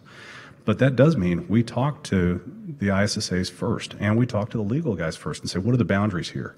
And build inside of that. Now, one of the things that I think artificial intelligence is going to give us the opportunity to do, and the advents and improvements in networks, compute, and storage, is have AIs actually start triaging a lot of data for things like privacy issues, for things like PII.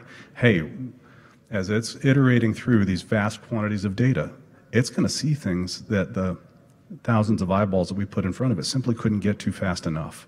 So that technology is going to enable us to start being very targeted about the types of data that we permit in and out, as well as permitting access to that data. So we're going to be running out of time shortly, and I want to get into some audience questions, but I do have one final question, which is two-pronged, which means you can answer both or just choose your own adventure. When we look at artificial intelligence, we look at government. One of the biggest challenges for government has been legacy infrastructure. Does AI help with legacy infrastructure? And the other piece to this is when we also talk about, particularly when it comes to critical infrastructure, the ability of government and industry to work together more effectively in this era of cybersecurity. Does AI help facilitate that collaboration in ensuring that government offers something in the relationship as well as the private sector? So we'll start with the original order. Sarah. Not a huge fan of legacy infrastructure, so I don't think anybody is. Yeah. I mean, do you think it helps? I mean, is there an opportunity for AI to play a role in cybersecurity with legacy infrastructure? I mean, sure. You can hook up, scanning technologies and audit logging technologies to correlate data that comes from legacy technologies, legacy infrastructure, and then analyze and troubleshoot and do other things and like this gentleman said, find security issues and issues with your data breaches and stuff like that. But it's not, I mean. Do you think it can overcome it though? I mean, so the issue I that we have in I think it's two separate things. I really don't, I don't see them as like a. From a cybersecurity perspective. No, not really. I mean, I don't see it that, I mean, pulling data and then looking at it doesn't really matter where it comes from, right? Like, I mean, you can use AI to look for cybersecurity purposes to look at data that comes from anywhere. It doesn't matter if it's legacy or if it just really doesn't, doesn't matter, right? Like that point it doesn't really correlate, it's like saying, can you drink water from a glass or a cup? Does the glass or the cup really matter? Well, but doesn't it in this area, when you're talking about cybersecurity, I mean, part of the challenge of the legacy infrastructure is that it's actually impeded the ability to be secure. And so is there an opportunity? So I think the answer to your question is that in a legacy architecture infrastructure environment, it's a really slow process to respond to security issues, right? If you get hacked, it's a very slow process to find it and respond to it. If you're in a dynamic environment that can, you can easily just spin it down or switch to a new server, it's a lot faster to respond to security incidents than on a legacy architecture. And that's really the answer I would give. And the answer to the other question that you asked about being in AWS and the security there, in my mind, it is just another data center. Right? With expanded capabilities. And that's how you should think about it. There are only certain controls that you would inherit from that, that environment, that cloud environment, and it's only a few. It's only like, I actually created the methodology for that at USCIS, and it was only like 10 or 15 controls that we inherited from our cloud provider. The rest of them is the data owner and the system owner's responsibility to layer on top of those controls. So you are accepting some risk, but you're accepting a lot more risk at your data centers because they're probably a lot less secure because your cloud providers have a much higher interest in ensuring that you don't get compromised because they will lose a drastic amount of business, whereas your contractors that are your data integrators are not going to have as big of an issue if something gets compromised at your data center. You're going to take the fall for that, right? And so that's the difference to me. Neil, can you talk about public-private collaboration with AI for government and industry? Do you think there's an opportunity there? So there's always opportunity, right? It's who wants to take the first step on the dance floor, right? So, in my mind, and I can't remember who said this, but it was the cloud. The definition of cloud is somebody else's computer, That's really the core definition of cloud. So when you look at, for me, when I look at the cloud, I say, what are your, not your virtual controls, but what are your physical controls? That's really what I ask people when we talk about cloud, is what are your physical controls? How do you access your computer, right? Who can make changes to your computer? Those sort of things, that human element. So when we talk about, AI, the value I see in is, when we talk about, you had mentioned about the amount of data, is that do we really need to take all that data to the cloud, or can we purge it, right? And you look at all those legacy data. So we might have 500 data points. Can we just take the graph, the mathematical function to the cloud as opposed to each individual data point, right? So that's where AI, I see adding value, is looking at all that old data on all the legacy infrastructure and say, what is the information we need to take to the cloud, to the next generation, not what is the data we need to move from one box to another. So, Michael, given time, do you want to just go to audience questions, and then I'll have Kristen and Nick be able to, okay, for the time. So, and then I'll give you guys first priority. So we'll open it up to to audience. Well, as my first boss in government said, they can ask me anything they want, but I get to choose which question I want to answer. So you can take any one of those back. Any questions from the audience? You may have your opportunity.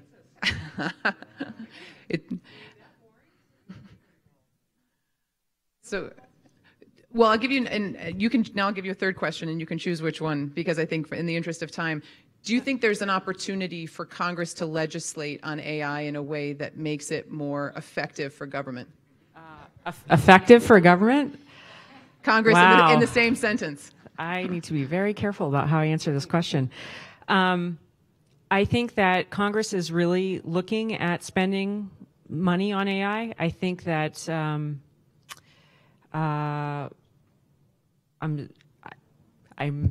stumbling with how to answer this question, just because I've got some insights that I can't go public with. But I think it's an area of interest, and soon, anytime that the government is interested in spending money on something, they're going to be interested in telling us how they want that money spent. So I would expect that, yes, eventually the legislation will catch up with any appropriations that may or may not be coming from the Hill. But can I answer your other Please. question about the infrastructure? Yes. So architecture is many things, right? You have the pipes, you have the software, you have the storage, and now because of the emergence of AI, you need high-speed compute capability. And I think a lot of our vendors, Amazon in particular, is starting to be really thoughtful about how much compute they put into the cloud. So in terms of legacy, whether legacy can handle AI, the answer is yes and no. I mean, parts of it can, and those parts will continue to evolve and mature, because our infrastructure, it's an ecosystem. It's always changing because the different parts of it need to change, from the pipes to the software to the storage to the compute. So I think you can expect that this is an ongoing iterative process where our architectures will continue to evolve as the technology evolves. But anyhow. Thank you. Yeah. Oh, no. Yeah, I was going to, Nick, you guys are talking a lot about your background with the Army before coming over to Pure Storage. What are the changes that you've seen since you've now gotten a view from both sides of the house in a lot of ways? How has that changed in the past 5 years, 10 years? Well, I'd say we own an awful lot of what is now considered legacy infrastructure. And the part of the problem with being at war for 17 years is you spend an awful lot of time procuring capability that you need today. And you're dealing with the immediate problems of today, which makes it tremendously difficult to simultaneously invest in the future. What artificial intelligence does computationally is radically different than the classic batch performance and database-driven analytics that we've had in the past. It's actually why we partnered with NVIDIA to build an infrastructure specifically tailored to doing artificial intelligence. The type of computational behavior of neural networks and deep learning algorithms is radically different than the types of computing tasks that we had in the past, for which traditional CPU architecture is designed. The throughput, parallelism, and concurrency looks a lot like high-performance computing capability. You have thousands and thousands and thousands, literally dozens of thousands of cores in and NVIDIA DGX1, or virtually any GPU, but NVIDIA's got probably the best platform on the planet for doing this. All of them are asking questions of the storage and receiving traffic over the network simultaneously. That will run most storage platforms into the ground. So you actually have to literally build capability to support this type of analytics. You can use legacy data sets because data doesn't change, but how we're processing it is tremendously different than how we built computer systems in the past. So I think that that's critically important. We have to actually look at, do we have the tool set necessary to do the computational tasks that we're asking for? And the large majority of cases, it's going to be, no, because it's just a different kind of thing. It's literally going from covered wagons to semi-trucks or jet aircraft. So extending that analogy, do you worry about ethics in AI? So we have this tendency, it's Yes. like with IoT, it was, first to market is more important than secure to market. And now we're in this place of let's get AI out there as quickly as possible, but we're creating algorithms that are impacting human lives. Look at driverless cars, et cetera, et You're cetera. right. And once upon a time, we invented this new technology called fire, and the moment it got away from us, that was bad. And that's the problem with really new, really powerful technologies, is unless we're very, very cognizant of how things could go desperately wrong and work to mitigate that risk, we could wind up with something that can do things that we never envisioned. You see, the difficulty with small, the difference between specialized AI and generalized AI. A specialized AI is designed to do one thing or a small subset of things exquisitely well. General AIs is what everybody gets afraid of. But frankly, any machine that can learn and learn to make its own decisions as fast as computers can do it could pose some significant risk, and I think that we're short-sighted if we don't think that's true. And we should definitely look at that from our perspective in industry, we have an obligation to engineer those protections into the systems. We really do. Otherwise, we are releasing a terror, potentially, on unsuspecting users. And it'll be interesting to see if the legislation aligns with some of that, the way that they're trying to legislate IoT. It will be interesting indeed. Did you have a question? Yes.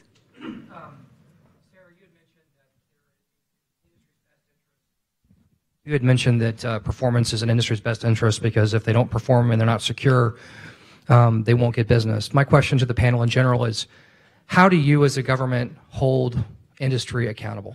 Because normally you're left holding the bag. I mean, government has an inherent moral charge. You have a mission. Industry's only mission, really, at the end of the day, is to make money for our shareholders. So how do you, and how do we as individuals take better custodianship of the shared result of these programs? So I can tell you how I did this at USCIS, and we sort of transformed our contracting process. And instead of buying contracts where I would instill in the contractors, you must build this thing for me and here's all my requirements, I brought them on as partners instead, and I would buy teams. And we led the teams, we made the decisions for the teams. We would work collaboratively to come up with designs and architectures that would work and meet our requirements. And that way, the onus is on us, we to lead and own that responsibility. And so that we ensure that we are going to properly secure and manage what we're building. And that's how we did it at USCIS. I changed the contract strategy like a total 180. Yeah. She nailed it. Okay. With that, I want to thank the panelists, Kristen St. Peter, Neil Chaudhry, Sarah Fadden, and Nick Saki. Thank you so much for your time and the thoughtful discussion. Thank you.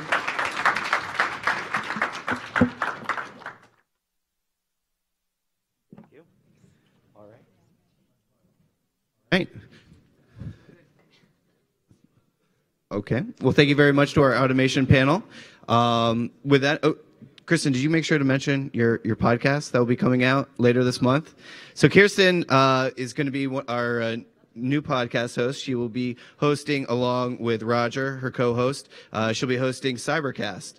They're doing quite a few interviews with some of the top thought leaders, experts within cybersecurity across government, to include the first one, Chris Krebs with Department of Homeland Security. So I think it's a great opportunity to learn more about what's going in cybersecurity with a unique view. So thank you, Kirsten, for moderating that. And make sure you look out for Cybercast.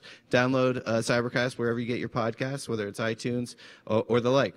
So with that, our next, we were going to have our keynote speaker. We're going to have invite Mr. Thomas Michelli to the stage here. Mr. Thomas Michelli, he is the acting deputy CIO for cybersecurity. for the Defense Department. He just took over the role here, and we're really excited to have him to get some of his perspectives on the direction that cybersecurity is going within the Defense Department. I mean, he oversees a budget of up to a program of up to $8 billion, and really he's going to be the guiding post for where Defense Department goes in terms of some of these cybersecurity initiatives and programs going forward. So we wanted to invite him here. He has a presentation to talk about some of those priorities and some of those initiatives that he's going to be working on. So I want to give the floor to him. He has the U.S. Coast Guard lanyard. Very proud of his time before coming over to DoD, working as a CIO for the U.S. Coast Guard and the sea service there. So with that, I will hand the floor over to Mr. Michelli.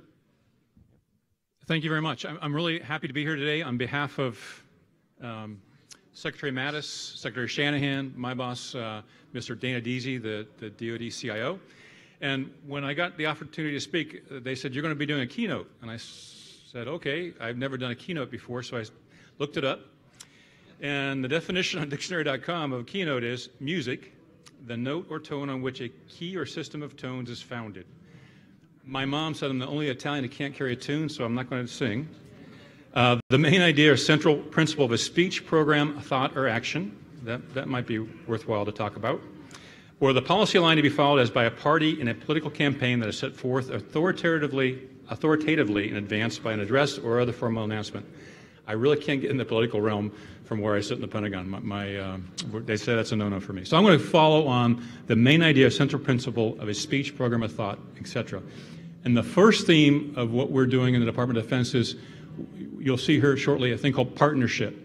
We realize that we cannot do our mission to uphold the Constitution and perform national security without a partnership of intergovernment, whole of government, and international and coalition partners. So when I talk to you, the theme is, I'm going to talk to you about some of the things that we want to do. In fact, we had a big discussion, and you heard before about describing outcomes, and look to you, whether you're in government or in industry, to help us figure this stuff out. So the theme today is cyber resilience, and back to that definition. So dictionary.com is my friend, and it just so happens it rhymes a lot with the Department of Defense definitions for cyberspace and cyber resilience. And it's really simple. Cyber resilience is defined the ability to continuously deliver the intended outcome, there's that word outcome again, despite adverse cyber events. One of the things that you've heard in the last couple of years in the Department of Defense is we put 18-year-olds downrange with weapons and the ability to make decisions on behalf of our national security. It's all about risk and risk management and the amount of risk we take there at the pointy end of the spear. Sometimes we don't feel so willing to take that kind of risk back here. We need to recognize, especially in cyber, that we accept risk every day. There are already folks in our networks and systems. There are systems that we're just now coming to rationalization with, interindustrial control systems, SCADA, and what people think is non-traditional IT systems, weapon systems. We have to learn to understand the risk, be risk aware, and manage the risk, and fight through the risk. So the theme is, and everything that we're going to be talking about on priorities for the department, is how can we manage risk, fight through risk, and ensure we have the right amount of risk to ensure cyber resiliency for the department's missions, for the desired outcomes. So what are the outcomes? Ends, ways, and means of strategy. The National Defense Strategy was just published. Again, we don't know it all in the department. We know what we need to do and what we want to do, but how we do that, we're looking to our partners. So if you've not read the National Defense Strategy, I highly encourage you to do that, because we're focusing all our efforts and, more importantly, many of our dollars to the priorities set out in Secretary Mattis's National Defense Strategy. Soon to be published, I would say in weeks, is the cyber strategy that supports the National Defense Strategy, and then shortly after that, we'll publish the cybersecurity strategy. All these things are mutually supportive. Another place you can look at where we're looking for outcomes, we're describing the effects that we want to do and the operations that we want to do. Joint Publication 3-12, Cyber Operations, was just recently republished and refreshed. So again, looking to help the nation, Department of Defense, go out and look at these key documents on how you can help us. It very much describes what we need to do and what we're trying to do. So we'll go to the slideshow here. We talked about Secretary Mattis's priorities. They're outlined in the National Defense Strategy. The CIO, Mr. Deasy, has come on board and started laying down how we're going to be able to support those priorities. Let me see. And what we've done is we've a very powerful, hopefully, diagram. Everything we do is focused on the warfighter. Everything we need to do, again, we talk about that person on the pointy end of the spear, whether they're overseas, they're fighting contingency operations, or in the National Defense Strategy talking about the rise of great nation states and competitive powers, or we're doing defense support to civil agencies back here on the homeland. Again, everything that we need to do within the law and authority to support the whole of government effort in cyber. We talk about fostering partnerships, and this is not only across U.S. government, but with our industry partners, you out there, and our international partners. And then enact reforms to maximize the efficiency and to capture dollars that we can put towards those high priorities of the Secretary and Mr. Deasy, CIO priorities supporting that. So in the middle, you got the warfighter. Immediately out of that is the 4 priorities from Mr. Deasy that he'll be working on, and that is cyber, that we talked about today, cloud, getting to the cloud as fast as we can, C3, command, control, and communications, our infrastructure there that underpins everything else that we're doing. And then the recognition, and you heard it before in the previous panel too, artificial intelligence, machine learning. What's happening today in the cyber realm is happening so fast, we have to have a way to respond in milliseconds. AI also across the spectrum of warfare. Artificial intelligence will help us provide lethality. And this goes back to the 4 inner CIO priorities support the outer lines of effort or priorities that are outlined in the National Defense Strategy. And those are partnerships, lethality, and then reform. So everything that IT does, everything that we'll be doing in IT, and with IT and with cyber, are going to support those major themes or strategies, lines of effort that are in the National Defense Strategy. So the key focus areas, how we're doing this. Notice if you look back in the National Defense Strategy, it talks about we're in competition every day, and how do we increase our competitive edge over adversaries. So that's the x-axis. Did I get that right? And then on the other side is how cyber can support that. The more we do in cyber, how do we increase that competitive advantage? So enterprise cloud, we get in the cloud, it inherently provides a certain amount of resiliency. It enables us to perform artificial intelligence in mass of information. And then outside of that, we take that cloud, apply the AI to it, and that improves our command and control. So everything that we do will be focused on those 4 priorities in the CIO shop.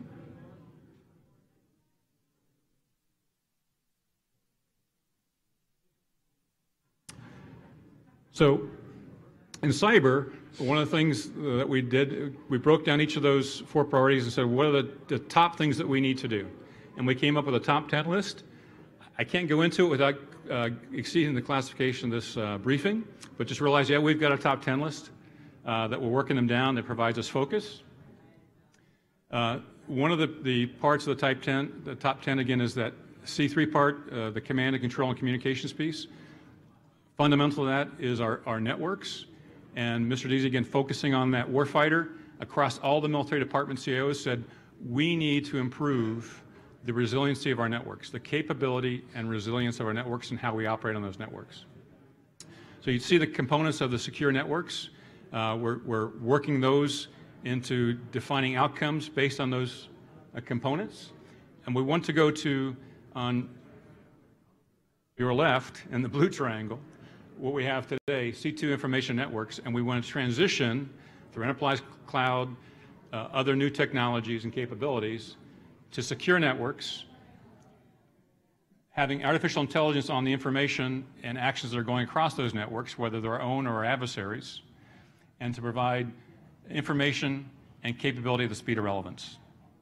So those are the themes that I wanted to put out to you. And again, as in partnership, whether you're in government or in industry, we're looking to you to help us achieve these outcomes. So back to the keynote. The thing is, the keynote speaker provides you themes and messages. So my themes are national defense strategy, the 3 lines of effort, lethality. We want to increase lethality in our competitive edge. We want to increase collaboration with our partners, and we want to build in reform to give best payback to the taxpayer and to provide the dollars that we get to the highest level of lethality to provide capability and outcomes for national security. So a little bit more granularity is within those components of secure networks, some of the things that we're looking at that we're looking both to industry to say what should these outcomes look like and what are the tools and ways and means to get there. We're talking a lot about comply to connect. If you don't know what's on your network, how can you anticipate the risk and where that risk may be coming from, and how do you fight through it? The cyber workforce. Everything we do in IT is people, processes, and systems. Without the right people, we can't operate those systems, and we can't do the processes correctly. And all the AI is all taking what humans do and automating. So we have to have smart people that can train the machines and put the rule sets and the knowledge base into the artificial intelligence. So how do we improve our cyber workforce? How do we capture and retain in the government? How do we partner best with industry and rest of government, whole of government, and international partners to get the cyber workforce that we need? Identity access management. Once we know what's on our network, how do we know who is on our network and where they're authorized to go? In the past, we would build individual stovepipes for systems. That's not very good for getting mass and to be able to apply artificial intelligence to get outcomes that we need across all of DoD data, which becomes information, which is a huge asset to us. How do we ensure that the right people get to the right places other than physical separation? So we're looking at role-based access, attribute-based access, next-generation identity, so that we know that when somebody says who they say they are, where they're going, we have high level of confidence that they are, and that's where they should be. And the last is application development. This is so many different aspects to application development. One right now is we have systems. In fact, last year it was the Grace Hopper Day, and if you don't know, Grace Hopper was an admiral in the Navy, and she was key in implementing software in the Department of Defense. And in celebration of that, the agency who feted her went out throughout the world and looked at the oldest software system currently in production. Anybody want to place a bet where it was? It was the Department of Defense, a system called MOCAS. Those of you contractors out there, you've probably heard of MOCAS. It's a contracting system. So my point is, that probably wasn't designed with either security or cloud in mind, let alone networks in mind. So one of the things we need to do in software is we need to be much more agile in development. We need to think sec, dev, sec, ops. We need to start with security in mind. We need to develop and incorporate security as we move along, and then continue security throughout the operations of the deployment of that software. We need to look at how we can refactor it and make it cloud native software. And then also the software provenance. Who is doing the coding, what tools they're using doing the coding, and what they're doing the coding on. So those are a little bit more granularity, a little more specific than themes. So with that, hopefully I've succeeded. My keynote was to give you themes and messages, to pass along that we have a national defense strategy, and if you're looking to help us, that's the first place to look. Nested down underneath that are the CIO priorities of cyber, artificial intelligence, cloud, and C3. I gave you some specifics under the C3 piece, which were the comply to connect, cyber workforce, identity access management, and application development. And now I'm here to take questions.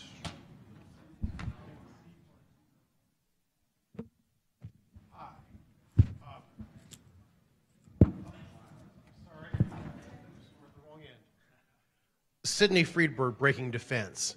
I want to ask about AI, because you hear a lot about that. Everyone's very excited about that. Doesn't certainly mean people actually really have that. I mean, so how ready for prime time is artificial intelligence for various cybersecurity applications, A? And B, does DoD, traditionally a very difficult customer for the IT sector, traditionally not too close to Silicon Valley, have the access to the people who have the AI that's ready for prime time? Okay, so Secretary Mattis realized that this is something that will enhance lethality, so he's placed strong emphasis on artificial intelligence, as you've probably seen in the media. He's been out to Silicon Valley several times, as well as other tech corridors in the nation. We are about ready to announce an artificial intelligence strategy. We're setting up several capabilities within the department.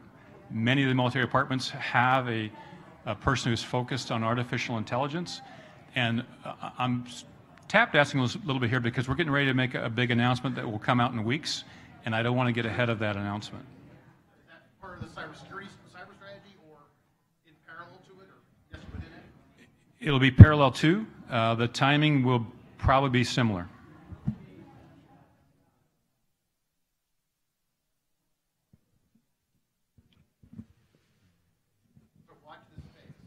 Watch this space. Stay tuned. Hi, good morning. Alfredo Diaz from NALPA. My question is, how secure is artificial intelligence versus the cloud, where the artificial intelligence will move to maintain a secure storage? Okay, so I heard two things. How secure is artificial intelligence versus how secure the cloud is, and then something about storage. I didn't hear the last piece. Could you?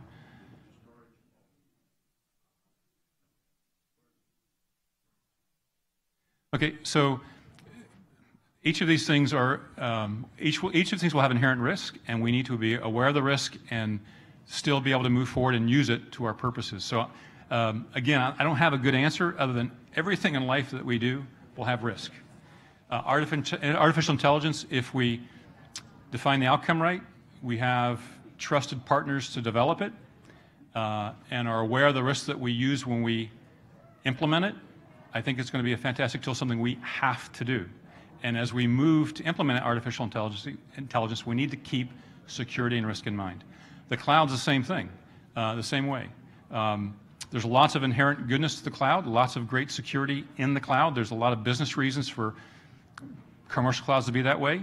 In private clouds, we are responsible for incorporating security when we build out the private cloud. Is it going to be perfect? In each case, again, it's not going to be perfect. We have to move forward, or else we will lose competitive advantage. If you've read in the press, both China and Russia, our major competitors in the National Defense Strategy, are investing heavily in artificial intelligence. So we need to keep up, and we need to implement as well. As far as the storage, I'm going back to best practices. There's a compliance piece, there's an assessment piece, there's a rational piece where we need to do the risk assessment and look at all the controls that we have available to us and all the ways we have to mitigate risk to make an assessment whether or not it's secure for the purpose. I think I'm feeling I've danced around your question, but that's the best I can answer with what I understand.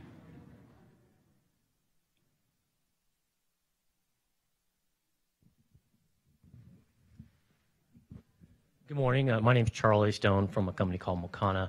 You mentioned earlier about weapon systems and SCADA, and you didn't say much more about it. Is there anything you can share about what DoD is looking for cybersecurity of things, those types of things? Yeah, so back to the comply to connect. One of the things is we're looking at how we allow weapon systems or SCADA systems that get networked are allowed to comply to connect, that they're up to date, that they're secure as best that we know them. We're working with industry partners to determine how we can do the risk assessment, risk awareness for industrial controls and SCADA on weapon systems, and then apply those to the systems. We have several initiatives within the department. One is with acquisition sustainment, which is a undersecretary level organization within the department that's working with DoD CIO to do an assessment on how we best find the inventory, find the current state of play, and to apply the new technology we have available to secure them. You'll see a lot more work in this space. And I think you'll see a lot more work across government in this space.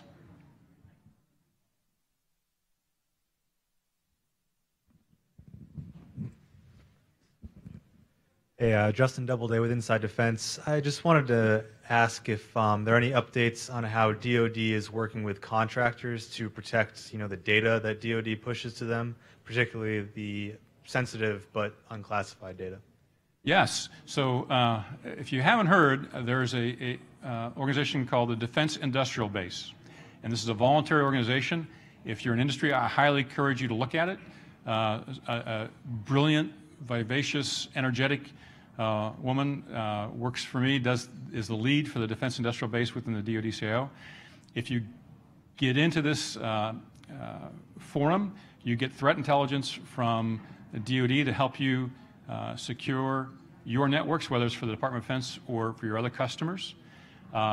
We continue to work with industry and our requirements people within the department to incorporate into contracts clauses that require a level of security over Department of Defense information and tech specs such that it protects the outcome that we want and our intellectual property from our adversaries. So look at continuing to reach out to industry, look towards continuing to communicate the control requirements in the DFARS clauses that you may have heard about that flows down not only from the prime contractors, but depending on the work that's being done by subs, all the way down to the subs that are working on those contracts.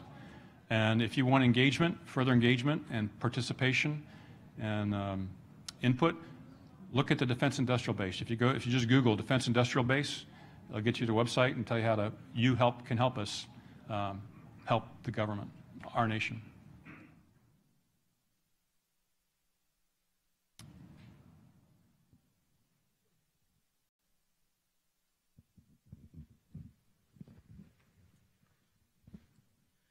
Thank you very much for coming out and speaking with us.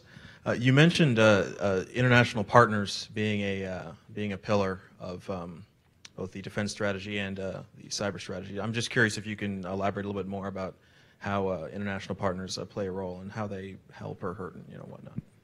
Yeah. So if you note, when we go overseas for overseas contingencies, we don't go alone. So one of the things that we need to be able to do is keep encouraging our partners to look out on our common interests. And then on the IT side, how do we support that collaboration and operational warfight communication happen? So we work with many consortiums. If you've heard of the 5I, and that's UK, US, Canada, Australia, New Zealand, how we can have networks and communication capabilities that enable us to communicate at a certain level. Then whether we're in Syria or Afghanistan, or we're supporting contingency operations, as an example, in Indonesia with the tsunami, how can we enable communications quickly, faster, smarter, better? So we do that by collaborating at different councils and committees. We set international standards, and then we and our partners build technology that meet those standards so we can ensure interoperability. And this goes back to the other things that we talked about. Once we build that system, how do we ensure comply to connect, that we know the right partners are on the network? How do we know that the identity access management's right, so once they get on the network, they have ability to get on that network and share the information that we've agreed to share? And then the applications. Again, how do we ensure applications that run in cloud-like environments that we can quickly stand up and stand down? So we seek partnerships internationally, And DoD, we reach out to DHS, FBI, and others in cyber. We have ongoing collaborative meetings. So, in industry, this is one of the ways we reach out to industry, is get together and say, hey, this is our priority. You have a lot of smart ideas out there, a lot of good capabilities. How do you bring them to government? We shake hands and we work with you all to bring that capability to our nation.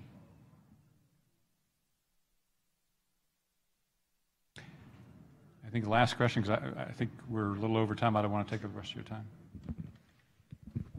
Good morning. As you alluded, the Chinese and the Russians both are trying to be world leaders, especially the Chinese. They've been purported to be spending tens of billions of dollars on AI and want to be world leaders in that. How is the Defense Department responding to that threat? What is your attitude? They're way outspending us. Yeah. So the question was how, spending in AI?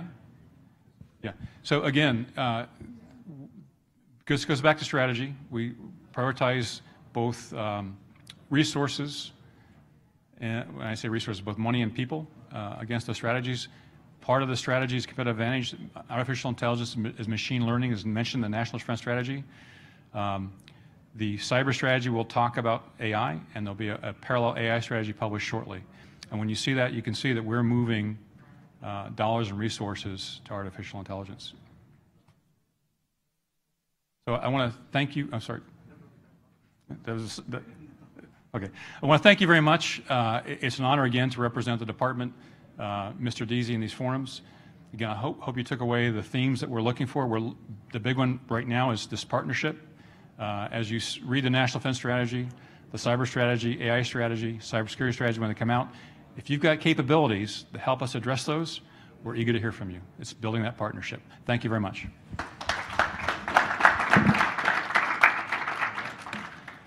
Well, thank you, Tom. A real honor to have you come present and really do your first true public engagement since taking the new job. So thank you very much. I hope that was as educational for everybody here and who's watching on the live stream as it was for me. So what I'd like to do now is invite Dr. Morton Middlefart as well as Chris Smeege to the stage. We're going to do a brief introduction on Lumina Analytics. I know this is a newer company that some of the folks out there are still learning about, but we wanted to take the next 7 to 10 minutes to talk a little bit about some of the work that they're doing in the area before we kick off with our last panel. So if everyone can hang tight with us, we're coming right along. All right. So Morton is one of the co-founders of Lumina Analytics, and he serves as the company's chief data scientist. Morton holds twin doctorates in big data mining as well as AI/machine learning in managerial science. An interesting fact about Morton as well is he's a veteran of the Danish Army, in which he was an infantry officer specializing in urban warfare and special intelligence. Chris, to my right here, he's the Senior Vice President of Operations at Lumina Analytics.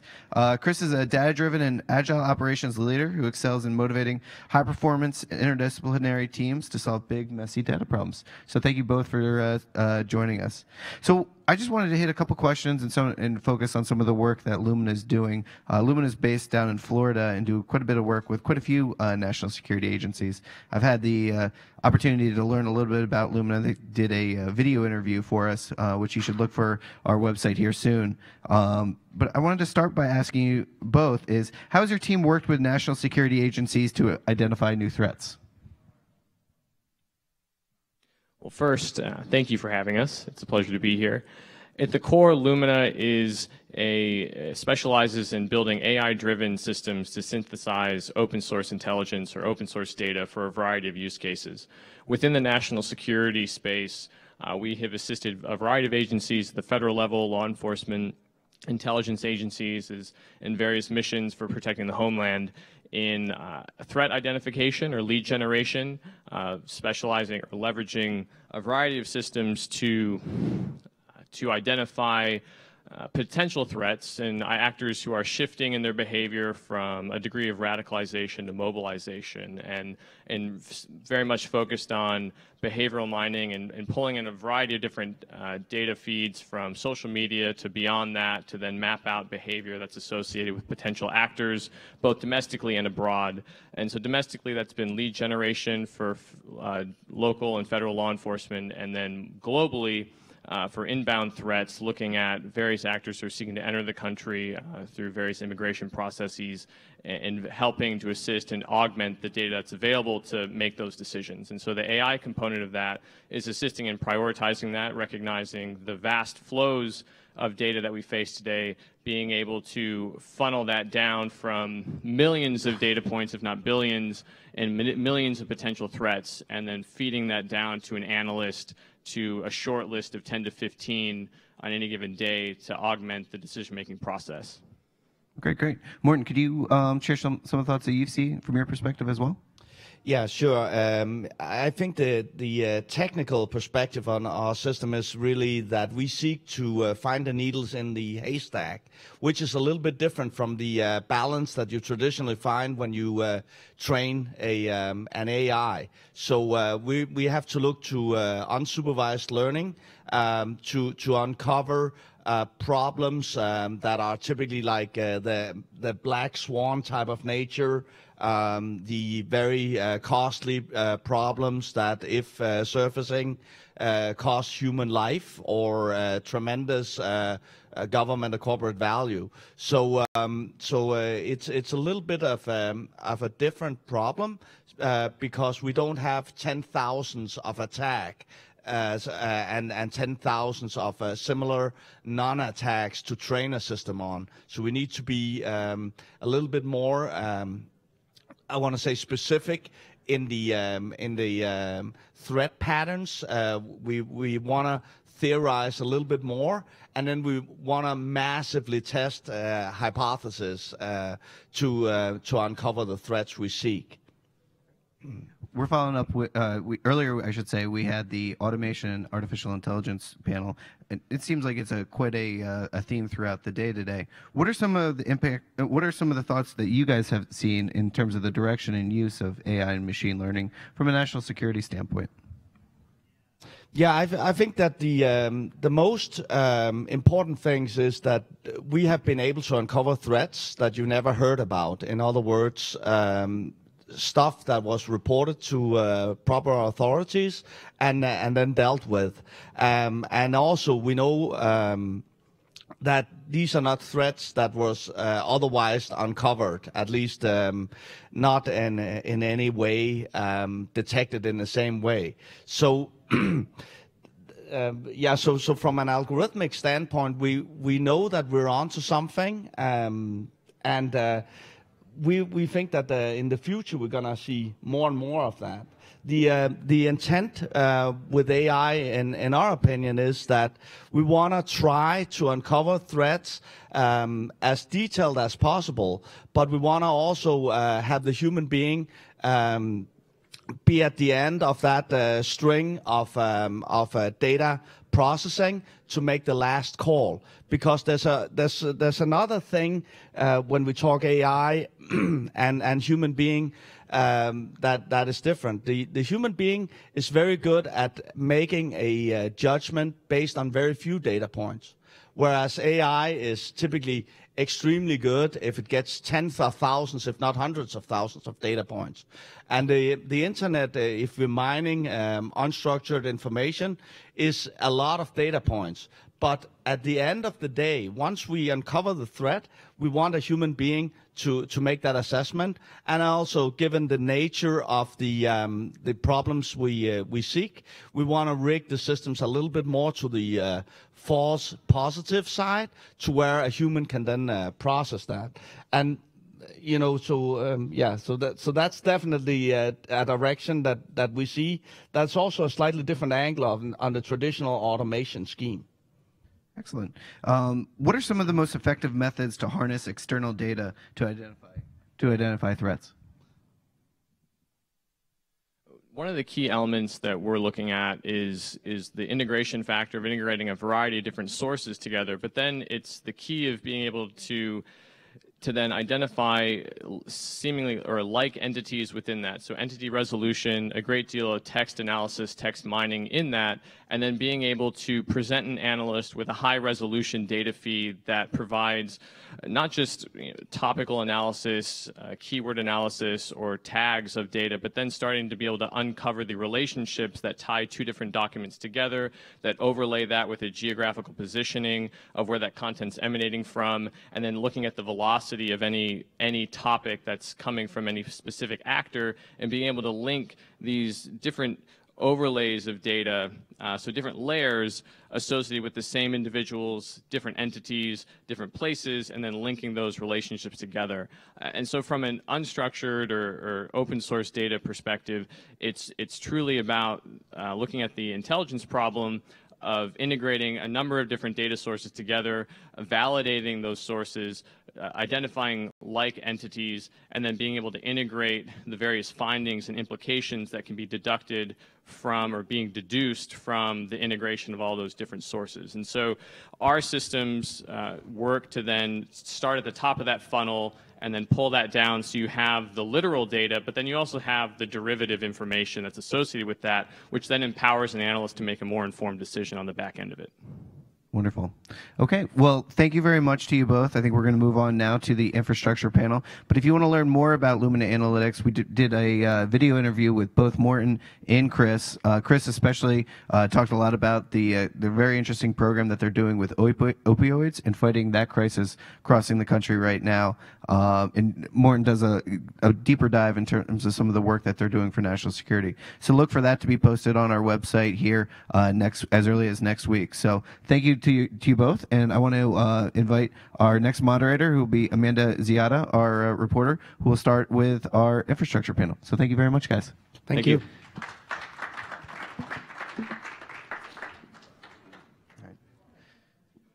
We will, for those who have gotten through for us, we do have lunch starting right after this as well. So thank you. Hard stop time.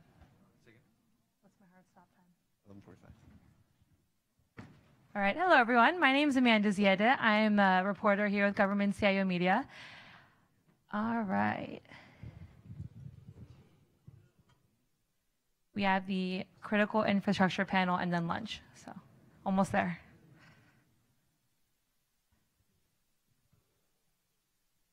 All right. So to introduce my panelists, on my far right, we have Dylan Connor, CTO of ID Technologies, Scott Bean, the Assistant Director for IT Infrastructure Division, FBI. We have Sabra Horn, Director of the Stakeholder Engagement and Cyber Infrastructure Resilience Division at DHS. And right here we have Jacob Torrey, Program Manager at DARPA. Thank you all for joining us today. I want to start by asking you each to describe your position, your role, and how it pertains to the critical infrastructure sector. We'll start with you, Jacob. Great. So I'm at DARPA's Information Innovation Office, so a program manager. We're only there for a few years before we're sucked dry and move on elsewhere. And what we try to do is kind of invest in transformative technology in a certain area. And so I've been coming in looking at the intersection of operational technology and information technology, and then also incorporating human behavior in these constrained critical infrastructure environments. All right. Sabra. I'm Sabra Horn. I'll just speak really loudly. Thank you. Thank you. Sabra Horn, I'm the Director of Seeker. Within Seeker, we are the stakeholder engagement group that serves all of MPPD within DHS. Our goal is to connect with our private sector partners and our state and local partners to ensure that we're working across all 16 critical infrastructure sectors to ensure that we are sharing that which we know within the government, as well as hearing from private sector and SLTT partners to gather the information that they know. So together, we're stronger. All right, Scott. Thank you. My name's Scott Bean, Assistant Director for IT Infrastructure for the FBI. So separate and apart from our cyber division, which handles our cyber investigations and deals with private industry and with government in terms of cyber protection and investigating cyber crime, I'm actually on the implementation side of doing IT for the Bureau.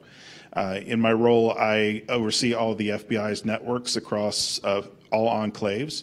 So our unclassified, secret, top secret, and our BlackNet transport network, all of our data centers. And when I say our, I mean not only the FBI's, but also the Department of Justice. As we've consolidated down our data center footprint, we are mainly running the 2 CEFs for the department, one in Clarksburg, West Virginia, and then one out in Pocatello, Idaho, that's under construction now. So soon we'll have the 2 main data centers for the department and all components. I also have our mobility solutions, so all of our secure laptops, cell phones, all of that. So I won't be answering any text questions today or any personal SMS message questions today, but you know, I did put the cell phones in those hands, so I guess I have to take some level of responsibility. And then beyond that, I also have some responsibility for our cloud effort in terms of building out our on-premise cloud solutions, but also in our secret commercial cloud solution work with industry to develop those solutions, get them on board. So that's kind of the roundup of everything that's in my division. So my name is Dylan Connor. I'm the Chief Technology Officer for ID Technologies. We are a infrastructure and cyber-focused technology provider, and we sit at the intersection between our end-user customers and industry. And my role there is to help find innovative solutions for problems that, you know, I think we all struggle with. All right, wonderful. Thank you. And I just want to remind everyone to keep tweeting with the hashtag CXONatSec, and you can see your tweets pop up there. Okay, so I want to start by asking, what critical infrastructure sector do you find to be most at risk or threatening? Saber, we'll start with you since you are also at the local, state, and federal level. That's great. Within DHS, we do think that all of the critical infrastructure sectors are important, all 16 of them. We also now have a new subsector, which is the elections subsector infrastructure area, which was deemed part of critical infrastructure last January. Certainly, I think it was really important that you all pointed out for this panel today the focus on the electrical, financial services, and IT infrastructure areas. We feel that those are, I think, very important in terms of us understanding how they're interconnected. We understand that there is systemic risk, that when you have one sector, it's virtually impossible for them not to be connected to another sector.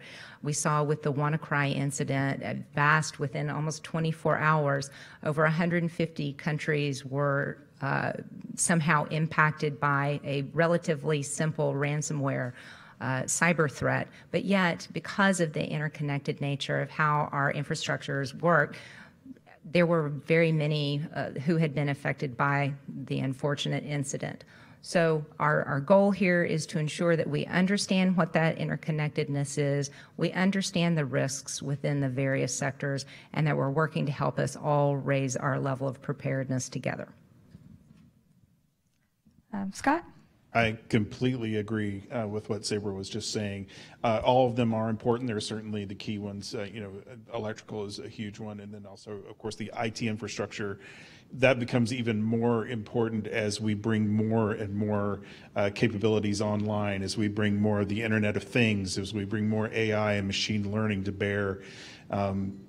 Every one of those additional things that we add to our networks is another potential attack vector into our networks. So we have to be very careful about how we are securing those things like IoT devices or commercial controls, how we are securing those things and how we're keeping them updated against new and emerging threats.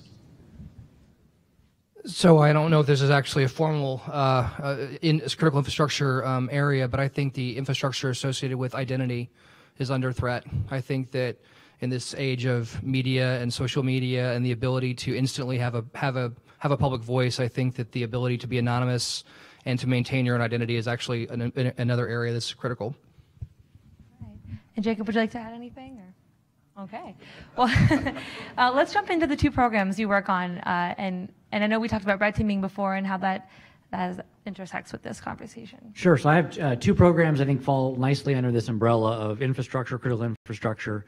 I'm much more of a technologist, so I'm kind of to defer all policy questions to the folks on my right. So I think there are two kind of important needs here. When you're talking about critical infrastructure, the idea of fail-safe kind of means something separate from something in an IT infrastructure. Maybe you might want to default to closing a port or locking someone out in an IT environment.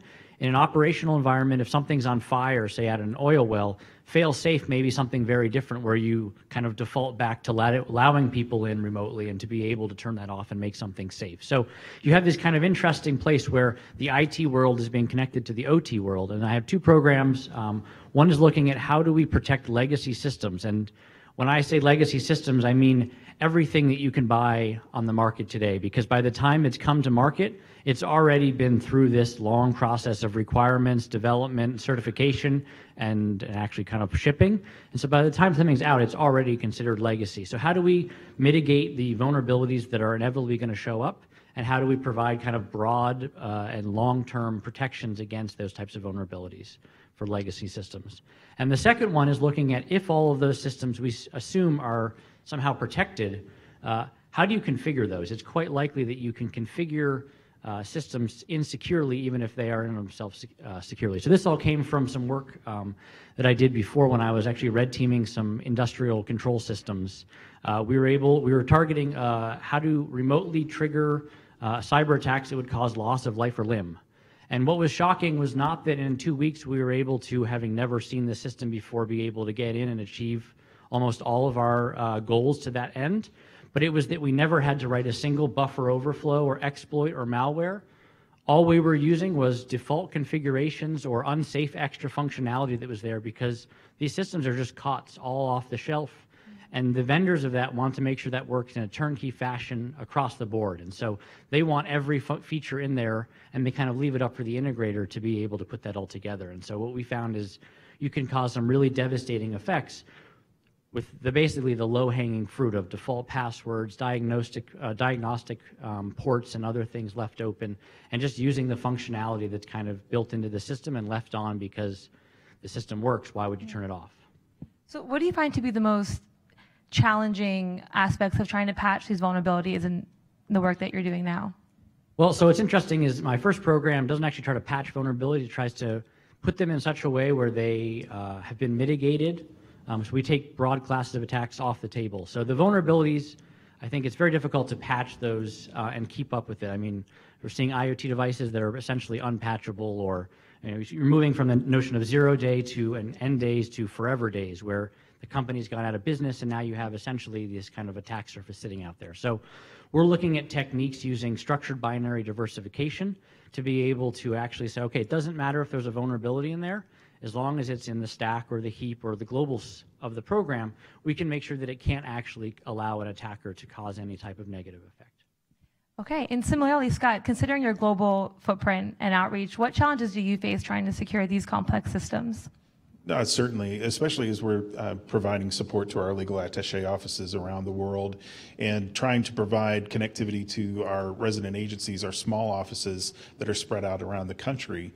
We're having to look at a variety of different network mechanisms to enable that. So sometimes we're using our own network infrastructure, sometimes we're riding on commercial infrastructure, and then being very careful on how we secure and encrypt our traffic across those networks. But also looking at how do we provide cyber hygiene instruction to our folks so they know what to look out for in their own use of these technologies, especially as we make things more and more mobile, more and more flexible for our folks. How do we teach them to use those tools effectively and securely on the user end so they can spot an anomaly and help us as we're tracking down threats as well? And Saber, what are those systemic risk challenges that you face in your department? Well, obviously, I think one of our biggest challenges is scaling to the challenge. We see that there are cyber threats that cross all 16 sectors, and as Scott indicated, I think we're trying to figure out as quickly as possible how we go about prioritizing those risks so that we can utilize government resources to be most effective in addressing those risks. So there is what's called our Section 9 companies. It was based on an executive order from 2015, which articulated there are a finite number of very high-risk companies that, should they be impacted by a cyber threat, would have devastating consequences and cascading consequences across multiple sectors. We try to ensure that we've done what we need to do to provide them the information they need, the resources they need. Now, of course, not every private sector company does need support from the government. So we're also trying to do what we can to support small and medium-sized businesses, which doesn't have the same amount of resources available to them in terms of being able to pay for private sector companies that would come in and do threat assessments or things of that sort. So given the wide resources that we have across DHS, we've been able to help create a roadmap for our small, medium-sized businesses to help them sort through the various resources that DHS offers so that they can identify what resources would be most specific in addressing their needs, and then they can access it that way. All right. And Dylan, I wanted to ask how hardware security falls into this. Why is it so important in terms of securing critical infrastructure, and is it overlooked?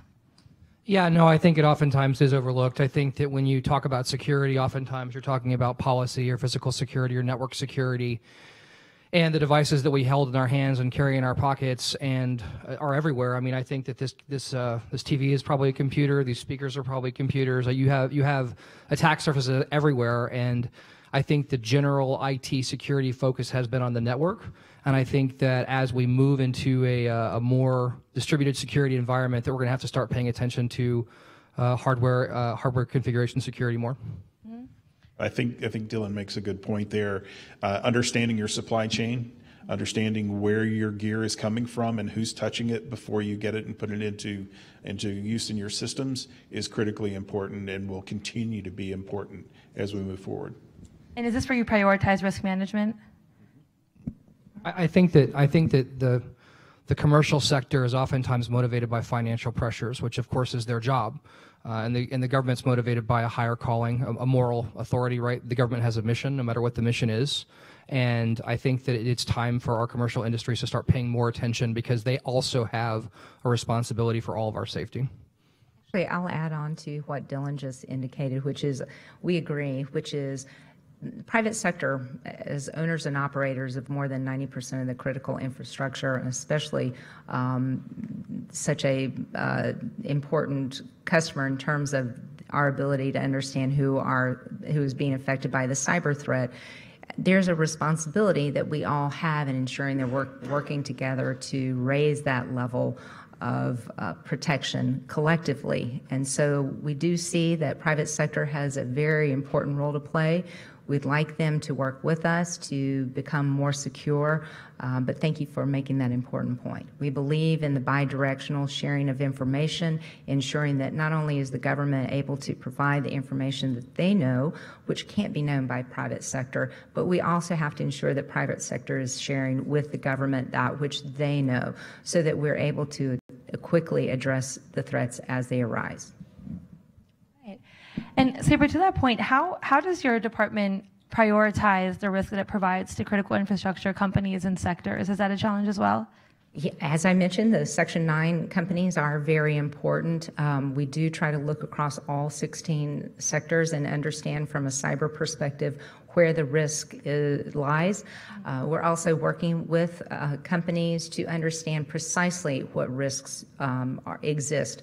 I'd like to mention we just stood up what's called our Tri-Sector Council, which consists of the electrical, financial services, and the IT sector, where they're going to be specifically focusing on identifying what those areas of risk are so that we can work together to come up with incident response.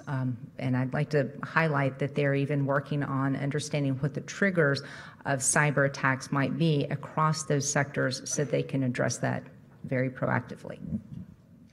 And Scott, once those threats are detected, what are the consequences of a hacker or nation-state actor trying to infiltrate a system that could cause catastrophic events to our critical infrastructure? Certainly. So, whether it's a nation-state actor or whether it's a hacker working out of their grandmother's basement, what we have to look out for is not just the intended consequence, whether that's turning on a valve or overloading a circuit or siphoning data. It's also the unintended consequences, the potential catastrophic cascading consequences that can come out from turning off electrical supply to an ICU in a hospital. Opening up a valve on a dam. There are huge risks involved here, and that's why the Department of Homeland Security, the FBI, all of us in government that have interaction with our state and local governments, with law enforcement, with the first responder community, and with industry, have to make sure that we're being smart about talking about securing those systems, providing resources and advice where we can do so and where it makes sense for us to do so, and encourage good behavior on the part of the whole of the community, whether it's the private sector or the public sector. And I will just add, Scott, thank you for those comments. We certainly see the concept of systemic risk within various sectors, which is if one component within a sector has been affected, it's highly likely that not only will many other components be affected, but that will spill over and cascade into additional sectors. So addressing systemic risk, both from a government partnership, as Scott had indicated, as well as the partnership with private sector is fundamental.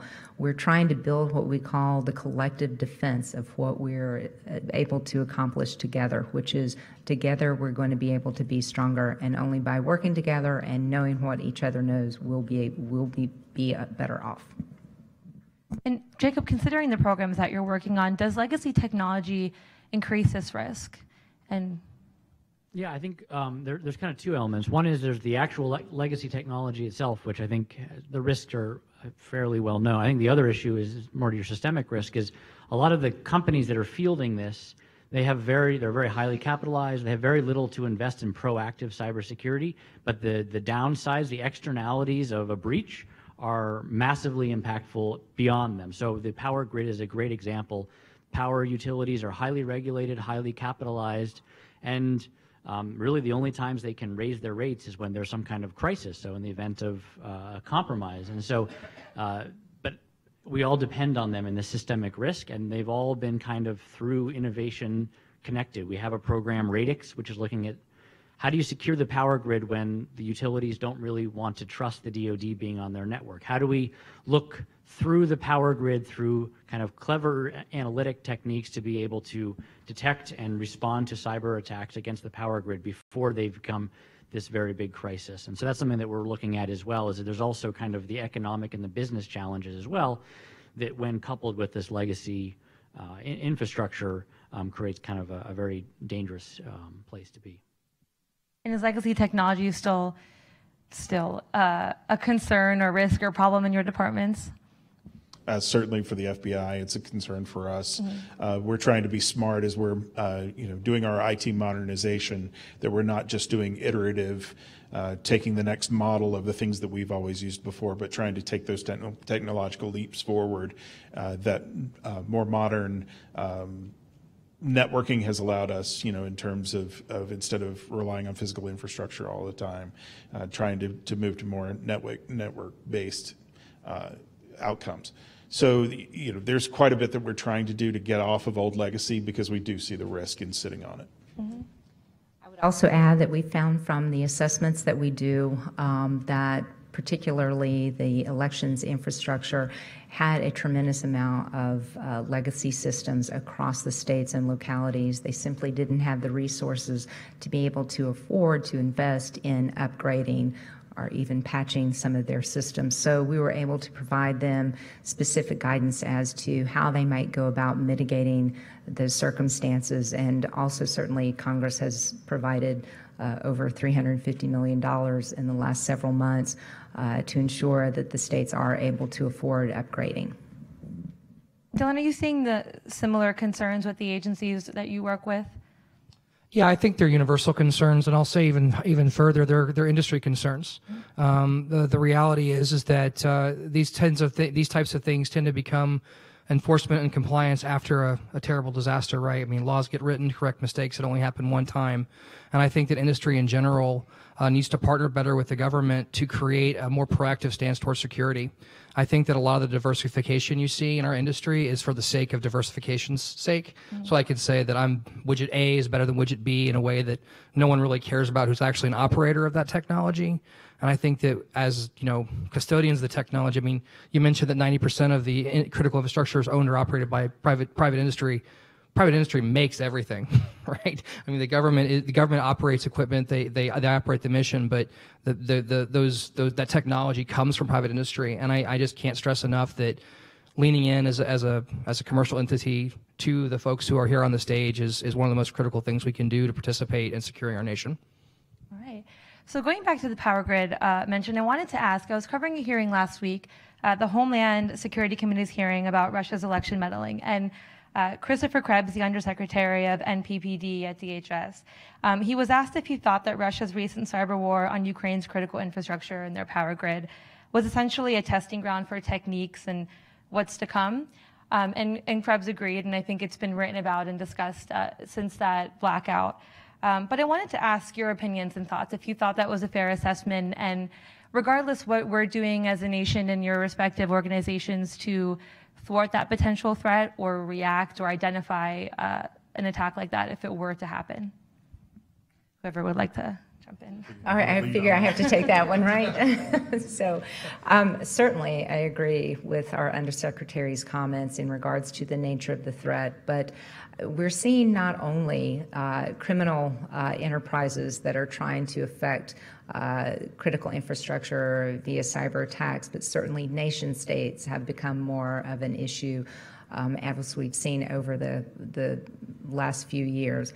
I think the government has worked hard to try to figure out what is the right stance that they take in terms of supporting in regards to addressing nation-state threats, and I think we've been able to be effective in a number of ways in terms of providing the information and the mitigation support that is needed. I'd agree with that. I think the other thing we need to remember here is don't get distracted by the shiny object. We're talking about one adversary today, but there are many other adversaries out there that would be just as interested in affecting commerce, in stealing your secrets, in stealing your commercial secrets, and influence things in federal, state, local, tribal governments around the world. So we need to, we tend to focus on one threat at a time. We need to keep our eyes open that the threats are much more global that are coming at us day in and day out. Do you think we have the systems or the infrastructure in place to respond to an attack like that? I mean, if the power grid went out or any critical infrastructure was taken down, do you feel confident that we would be able to respond or come back from something like that? I think it depends on how you define respond to. Mm-hmm. If you're talking about counter effect against the adversary, that's an area that I can't speak to because that's outside of the mandate of what the Bureau does. But in terms of responding and being able to help recover from that incident response and recovery, certainly we all have a role to play. And as we were talking about earlier, it's a team sport. Mm-hmm. It's not, DHS rolls in and saves the day, or FEMA rolls in and saves the day, or the Bureau rolls in and saves the day. We have to work collectively. I would also add, I think we're looking to each of the critical infrastructure sectors to build their resilience. I wanted to specifically point out a really fantastic example, the Financial Services Analytic Resource Center, FSARC, which has stood up in the last couple of years. It's a very powerful unification of a lot of different analytic capabilities whereby they're working with the government, within the private sector companies, to ensure that they're really taking a very deep and sophisticated look at not just the operational cyber incidents that are going on. That's fairly common, but they really are taking a much deeper approach to thinking about what overall threats there are and what the adversaries might be trying to attempt. So it's exciting to see that type of activity ongoing, and we're looking forward to other sectors being mature enough to take on that type of enterprise. Wonderful. Well, I wanted to open up the floor for Q&A. We have a couple minutes left. Does everyone have a question for our panelists?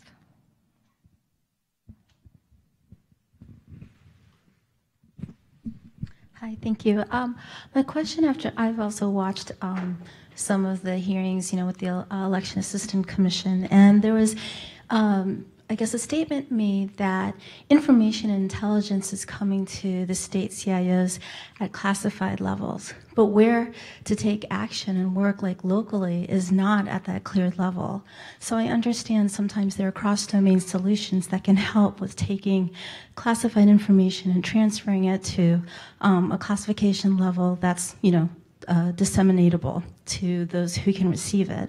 So I wanted to understand, is that one strategy, or what are the strategies to share threat information that may be at one level, but where it needs to take action is another level? And regarding technology, is the CDS the solution, or what are you looking into for solutions? To address the classified information issue, we are government-wide sharing both classified information and unclassified information with both the state, local, tribal, and territorial entities, as well as private sector.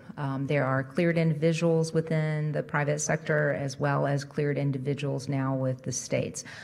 So we're able to get the information out that we need to get out in a timely fashion. But do keep in mind that there's both operational types of information, cyber threat indicators that can be shared, although they are seen at the classified level. We're able to push them down very quickly in an automated fashion to ensure that the states have the information that they need. There's a program called Automated Indicator AIS. I was the program manager. Can't remember what the S is, but that's all right.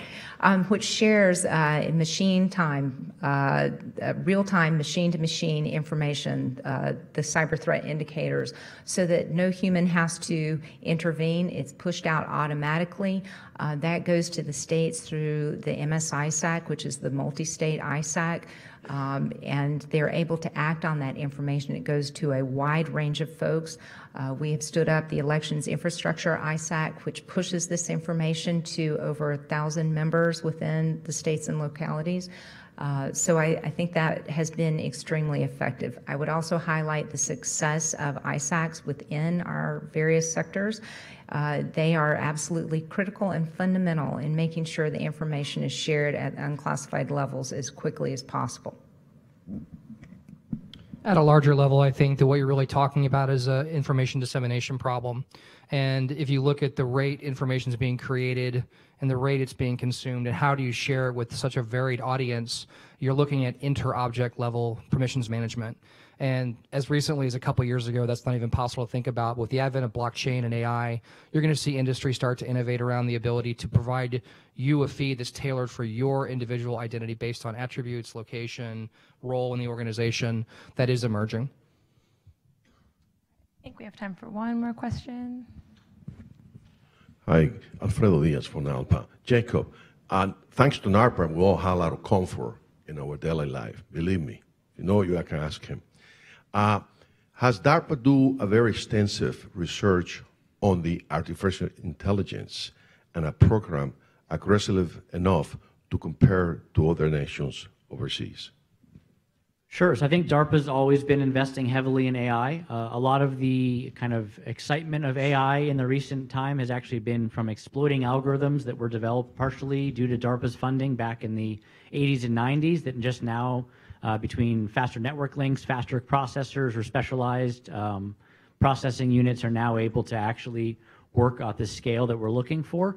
And DARPA continues to invest heavily in AI from very early stage, fundamental, what will be the next kind of areas of AI, through how do we apply that to specific national intelligence and national security means, and then also where can we use AI to make technology just that much better. So yes, we're continuing to invest in that at a sizable amount, yes. All right. Well, a big thank you to our panelists. Thank you so much for being here today. Thank you. Thank you. We just have a closing note from our Director of Business Development, Andy Andrews, and then lunch. I'll be brief. I know everyone's hungry, but I just wanted to thank you all very much for coming on behalf of the entire media team. We really appreciate your attendance. Hope you had a interesting and enriching day. And thank you to our sponsors, Pure Storage, Lumina, ID Technologies, and Northrop Grumman. This event is not possible without their support. And I also want to plug, we have two upcoming events, our 6th and 7th in the CXO Tech Forum for 2018. October 4th, we'll be addressing the state of cyber. And I think from today's conversation, there's a lot of topics that we want to go into more depth that, that'll be a great forum to do that. So definitely invite you to come out to that.